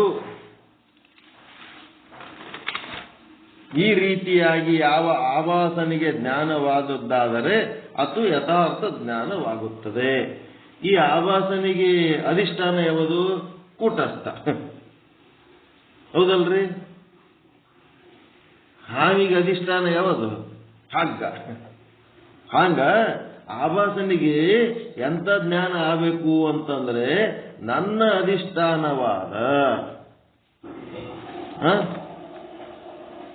ಕೂಟಸ್ಥ ಏನದಲ್ಲ ಅದು ಬ್ರಹ್ಮ ಸ್ವರೂಪ ಆದ ಅಂತ ಈ ರೀತಿ ಜ್ಞಾನ ಮಾಡ್ಕೋಬೇಕು. ಅದು ಬಿಟ್ಟು ನಾನೇ ಬ್ರಹ್ಮದಿನ ಅಂದ್ರೆ ಹೆಂಗಾಗ್ತದ? ಇವನ್ ಲೆಕ್ಕ ನೋಡ್ರಿ ಹೆಂಗ. ಆಭಾಸನಿಗೆ ಎಂತ ಜ್ಞಾನ ಆಗ್ಬೇಕಂತ ನಾವು, ಒಂದು ವೇಳೆ ಆಭಾಸನಿಗೆ ನನ್ನ ಅಧಿಷ್ಠಾನವಾದ ಕೂಟಸ್ಥನು ಬ್ರಹ್ಮ ಸ್ವರೂಪನಿದ್ದಾನೆ ಅಂತೇಳಿ ಅಂದ್ರೆ ಅದೇನು ಬ್ರಹ್ಮನ ಯಥಾರ್ಥ ಜ್ಞಾನವಾದಂತೆ. ಅದ್ರ ಬದಲಿ ನಾನೇ ಬ್ರಹ್ಮನಿದ್ದೇನೆ ಅಂತಂದ್ರೆ ಜೀವನು ತನ್ನ ಅಧಿಷ್ಠಾನವಾದ ಕೂಟಸ್ಥನು ಬ್ರಹ್ಮ ಸ್ವರೂಪವಿರುತ್ತದೆ ಅಂತ ತಿಳಿದರೆ ಅದು ಯಥಾರ್ಥ ಜ್ಞಾನವಾಗುತ್ತದೆ. ಆದರೆ ಇಲ್ಲೇನಾಗ್ಯದ? ಆದರೆ ಇಲ್ಲಿ ಅಹಂ ಬ್ರಹ್ಮ ಎಂದು ಉಂಟಾಗುವ ಜ್ಞಾನವು ಯಥಾರ್ಥ ಜ್ಞಾನವಾಗುವುದಿಲ್ಲ. ಅವ ನಾನೇ ಬ್ರಹ್ಮ ಅಂದ್ರೆ ನಡೆಯಂಗಿಲ್ಲ. ಆಭಾಸ ಏನನ್ಬೇಕಂತ ನೀವು?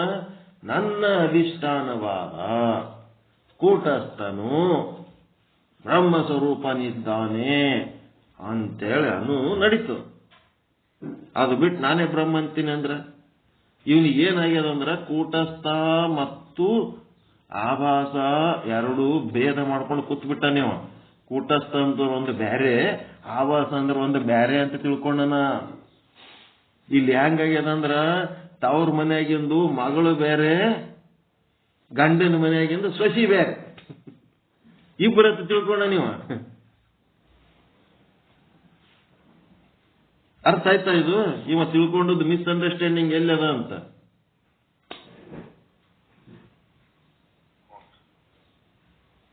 ಗಂಡನ ಮನೆಯಾಗಿರೋ ಸೊಸಿನೇ ಬೇರೆ, ತವ್ರ ಮನೆಯಾಗಿರೋ ಮಗಳೇ ಬೇರೆ ಅಂತ ತಿಳ್ಕೊಂಡಾನೆ. ಆಕೆ ಒಬ್ಬಾಕಿನೇ ಅದಲ್ಲ ಅಲ್ಲಿ. ತವ್ರ ಮನೆಗೆ ಬಂದ್ರೆ ಮಗಳ ಆತಾಳ, ಗಂಡನ ಮನೆಗೆ ಹೋದ್ರೆ ಸೊಸೆ ಆತಾಳ.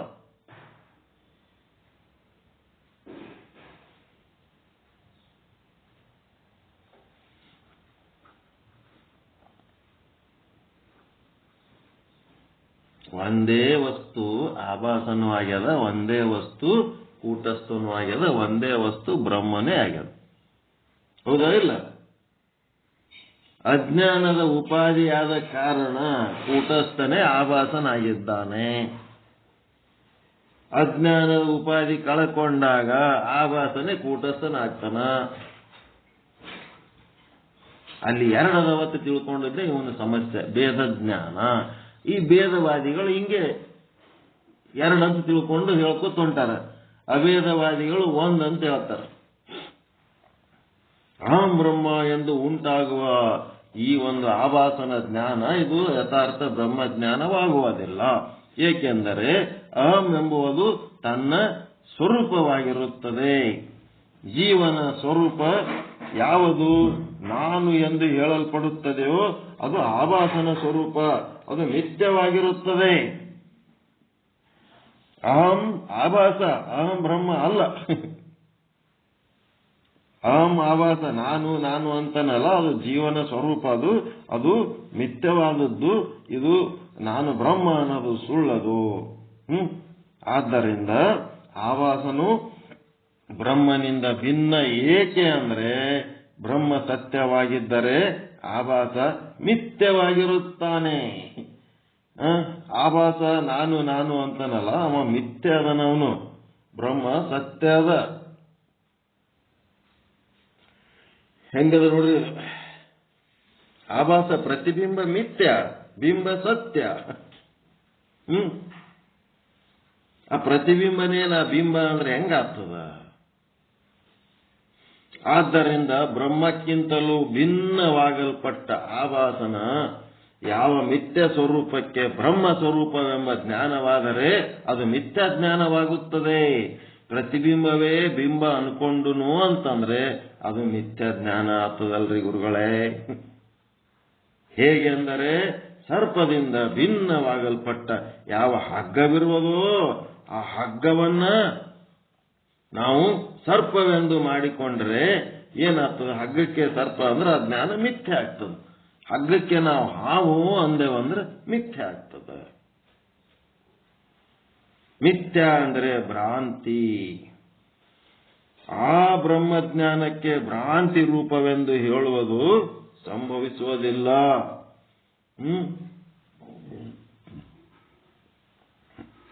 ಹಗ್ಗಕ್ಕ ಹಾವಂದ್ರೆ ಏನಾಗ್ತದ? ಆಭಾಸನಿಗೆ ಬ್ರಹ್ಮ ಅನ್ನೋದು ಇದೇನದಲ್ಲ, ಭ್ರಾಂತಿ ರೂಪ ಅದಲ್ಲ. ಈ ಒಂದು ಸತ್ಯಕ್ಕೆ ನಾವು ಮಿಥ್ಯೆ ಮಾಡದಂಗ ಆಗ್ತದ. ಇದು ಸಂಭವಿಸುವುದಿಲ್ಲ. ಆ ಬ್ರಹ್ಮಜ್ಞಾನಕ್ಕೆ ಭ್ರಾಂತಿ ರೂಪವೆಂದು ಹೇಳುವುದು ಸಂಭವಿಸುವುದಿಲ್ಲ. ಆಭಾಸನು ತನ್ನ ಅಧಿಷ್ಠಾನವಾದ ಕೂಟಸ್ಥನು ಬ್ರಹ್ಮ ರೂಪವೆಂದು ತಿಳಿದರೆ ಸರಿ. ಆಭಾಸನು ತನ್ನ ಅಧಿಷ್ಠಾನವಾದ ಕೂಟಸ್ಥನು ಬ್ರಹ್ಮ ರೂಪವೆಂದರೆ ತಿಳಿದರೆ ಸರಿ. ಇದೆಷ್ಟು ಚಂದ ಹೇಳ್ತಾನೆ. ಆಭಾಸನು ತನ್ನ ಅಧಿಷ್ಠಾನವಾದ, ಯಾರು ತನ್ನ ಅಧಿಷ್ಠಾನ? ಕೂಟಸ್ಥ. ಅದನ್ನು ಬ್ರಹ್ಮ ರೂಪವೆಂದು ತಿಳಿದರೆ ಸರಿ. ಆದರೆ ಮಿಥ್ಯವಾದ ತಾನೇ ಬ್ರಹ್ಮವೆಂದು ತಿಳಿದರೆ ಯಥಾರ್ಥ ಜ್ಞಾನವಲ್ಲ, ಅದು ಮಿಥ್ಯಾ ಜ್ಞಾನ.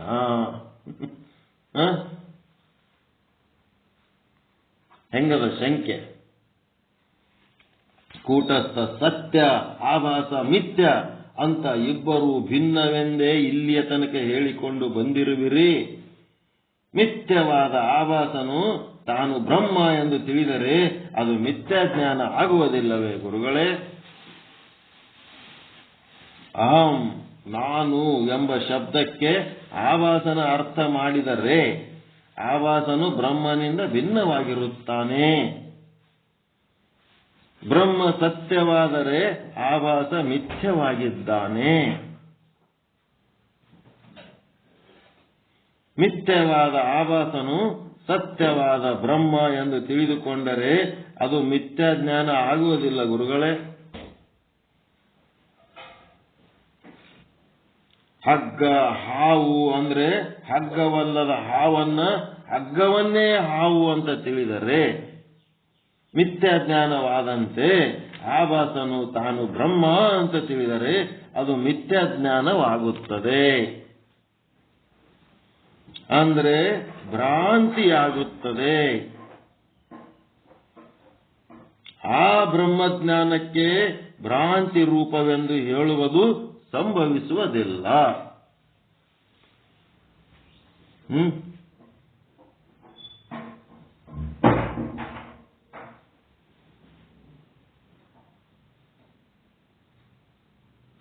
ಆ ಬ್ರಹ್ಮಜ್ಞಾನಕ್ಕೆ ಭ್ರಾಂತಿ ರೂಪವೆಂದು ಹೇಳುವುದು ಸಂಭವಿಸುವುದಿಲ್ಲ. ಹೆಂಗಿದೆ?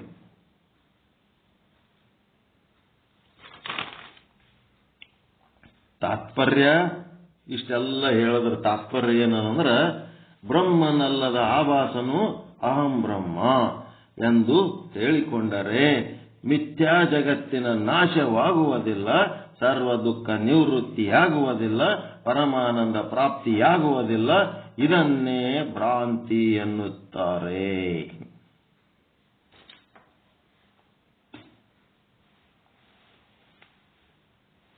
ನೀವು ಇಲ್ಲಿ ತನ ಏನ್ ಕಲ್ಸಿರಿ ಇದೆಲ್ಲ ಭ್ರಾಂತಿ ಆಯ್ತಪ್ಪ, ಇನ್ನ ಸತ್ಯ ಆಗ್ತಾ ಇಲ್ಲ.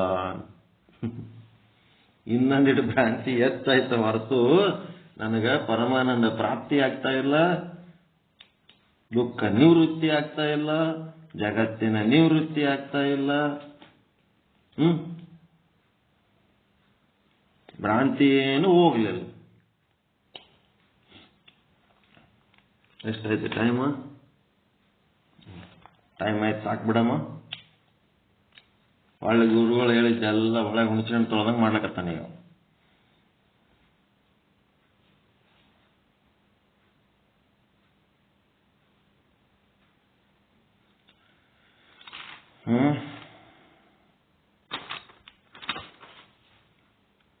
ಹೆಂಗದರಿ?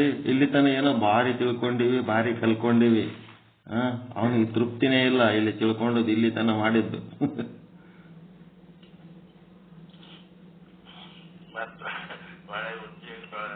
ಮತ್ತೆ ಏನು ಉಪಯೋಗ ಆಗಿಲ್ಲ. ನೀ ಹೇಳಿದ್ದಂತ ನಾವು ಟ್ರೀಟ್ಮೆಂಟ್ ಏನ್ ಕೊಟ್ಟಿದ್ಯಾ ಅದರಿಂದ ಏನು ಉಪಯೋಗ ಇಲ್ಲ, ನನಗೆ ಏನೇನೂ ಆಗಿಲ್ಲ, ಉಪಯೋಗ ಇಲ್ಲ ಅದು.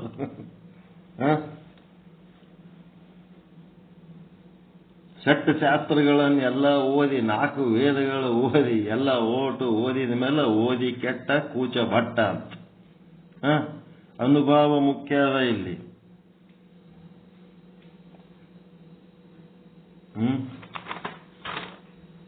ಮಸ್ತದಲ್ರಿ ಪಾಠ,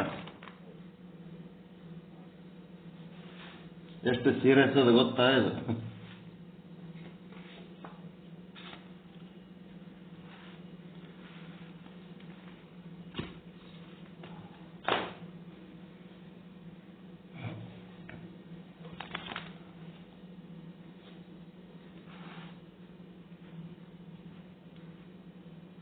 ಮಡಿಕೆಯ ಮಾಡುವಡೆ ಮಣ್ಣೇ ಮೊದಲು, ತೊಡಿಗೆಯ ಮಾಡುವಡೆ ಹೊನ್ನೇ ಮೊದಲು. ವಚನ ಬರ್ತದ್ರಿ, ಯಾರಿಗಾರ ಹಾಡ್ತೀರ?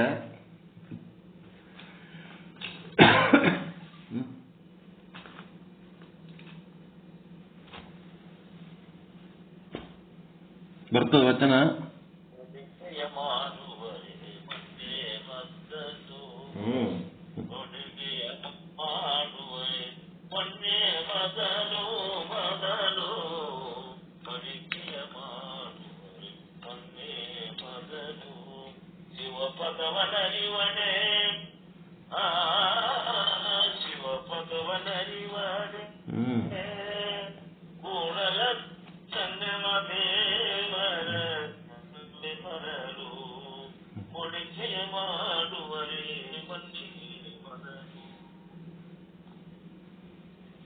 ಮಡಿಕೆಯ ಮಾಡುವಡೆ ಮಣ್ಣೇ ಮೊದಲು, ತೊಡಿಗೆಯ ಮಾಡುವಡೆ ಹೊನ್ನೇ ಮೊದಲು. ಇದೇನಾಯ್ತು? ದೃಷ್ಟಾಂತ. ಒಂದು ಆಭರಣ ಮಾಡ್ಕೋಬೇಕಾದ್ರೆ ಮೊದಲು ಬಂಗಾರ ಖರೀದಿ ಮಾಡ್ಬೇಕು. ಬಂಗಾರ ಖರೀದಿ ಮಾಡ್ಲಾರ್ದೆ ಆಭರಣ ಬೇಕಂದ್ರೆ ಹೆಂಗ್ ಸಿಗ್ತಾವ? ಒಂದು ಗಡಿಗೆ ಮಾಡ್ಬೇಕಾದ್ರೆ ಮಣ್ಣು ಬೇಕು, ಮಣ್ಣೇ ಇಲ್ಲ ಗಡಿಗೆ ಮಾಡ್ತೀನಿ ಅಂದ್ರೆ ಹೆಂಗಾಗ್ತದೆ? ಹಂಗ ಇಲ್ಲಿ ಶಿವಪಥವರಿವಡೆ, ಗುರುಪಥ ಮೊದಲು. ಪರಮಾತ್ಮನ ದಾರಿ ಹಿಡಿಬೇಕಾದ್ರೆ ಮೊದಲ ಗುರುಪಥ ಅಂದ್ರೆ ಗುರುವಿನ ಪಾದ ಹಿಡಿಬೇಕು. ಮತ್ತೆ ಗುರುವಿನ ಪಾದ ಹಿಡಿಬೇಕಾದ್ರೆ ಮತ್ತೆ ಗುರುವಿನ ಪಾದ ಎಲ್ಲಿ ಸಿಗ್ತದ? ನಮ್ಮ ಗುರುಗಳು ಅಂತೇಳಿ ನಿಮಗೆ ಗಟ್ಟಿಮುಟ್ಟಾಗಿ ಸಿಗಬೇಕು. ನಮ್ಮ ಗುರುಗಳು, ನಮಗೆ ಉದ್ಧಾರ ಮಾಡೋ ಗುರುಗಳು, ನಮಗೆ ಜ್ಞಾನ ಕೊಡೋ ಗುರುಗಳು ಅಂತೇಳಿ ಗಟ್ಟಿಮುಟ್ಟಾಗಿ ಸಿಗ್ಬೇಕಾದ್ರೆ ಎಲ್ಲಿ ಸಿಗ್ತದ? ಕೂಡಲ ಸಂಗನ ಶರಣರ ಅನುಭಾವವೇ ಮೊದಲು. ಅಂದ್ರೆ ಸಜ್ಜನರ ಸಂಘದೊಳಗೆ ಅಡ್ಡಾಡ್ತಾ ಇರುವಾಗ ನಿಮಗ ಒಬ್ಬ ಗುರು ನಿಮಗೆ ಮ್ಯಾಚಿಂಗ್ ಸಿಗ್ತಾನ. ಕುಡುಕರು, ಹಂಡರು, ಲ್ಯಾಂಡರು, ಭಂಡರು ಅಂಥವ್ರ ಸಂಗಟ ತಿರುಗಾಡದ ಗುರು ಸಿಗ್ತಾನೇನೋ? ಸಜ್ಜನರ ಸಂಘದಾಗ ತಿರುಗಾಡಿದ್ದಕ್ಕ ನಿಮಗೊಬ್ಬವ ಚಲೋ ಗುರು ಸಿಕ್ಕಿರ್ತಾನ. ಗುರು ಸಿಕ್ಕ ಮೇಲೆ ಗುರುವಿನ ಪಾದ ಹಿಡಿಲಕ್ಕೆ ನಿಮಗೆ ನಾಚಿಕೆ ಬರ್ತದಂತಂದ್ರ ಮತ್ತಿನ್ನೇನ್ ಮಾಡೋದು ಕೇಳ್ರಿ? ಬೇರೆ ಯಾರು ಕಡಿದಾರೆ? ಕೂಲಿ ಕೊಟ್ಟು ಪೂಜೆ ಮಾಡಿಸ್ದಂಗ ಮಾಡಿಸಿದ್ರ? ಗುರುಪದ ಹಿಡಿಲಾರದೆ ನಿಮಗೆ ಶಿವಪಥ ಸಿಗು ಅಂದ್ರೆ ಹೆಂಗ ಸಿಗುತ್ತದ?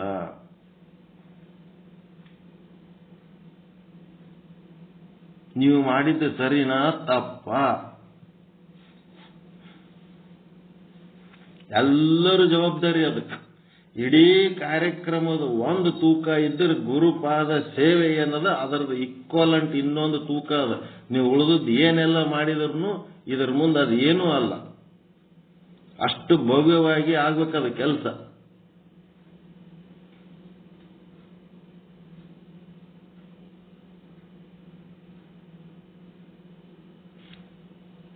ಹೇಳ್ತಾ ಇರೋದು ಸರಿನಾ ತಪ್ಪ?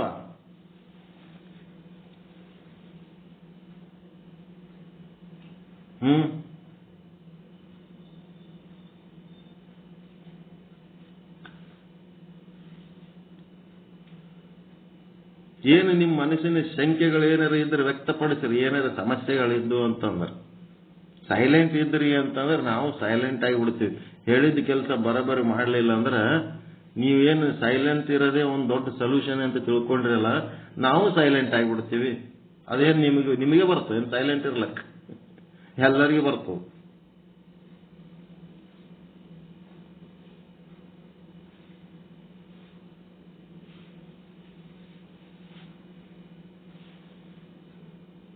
ಏನ್ ಸಮಸ್ಯೆ ಅದ ನಿಮ್ದು?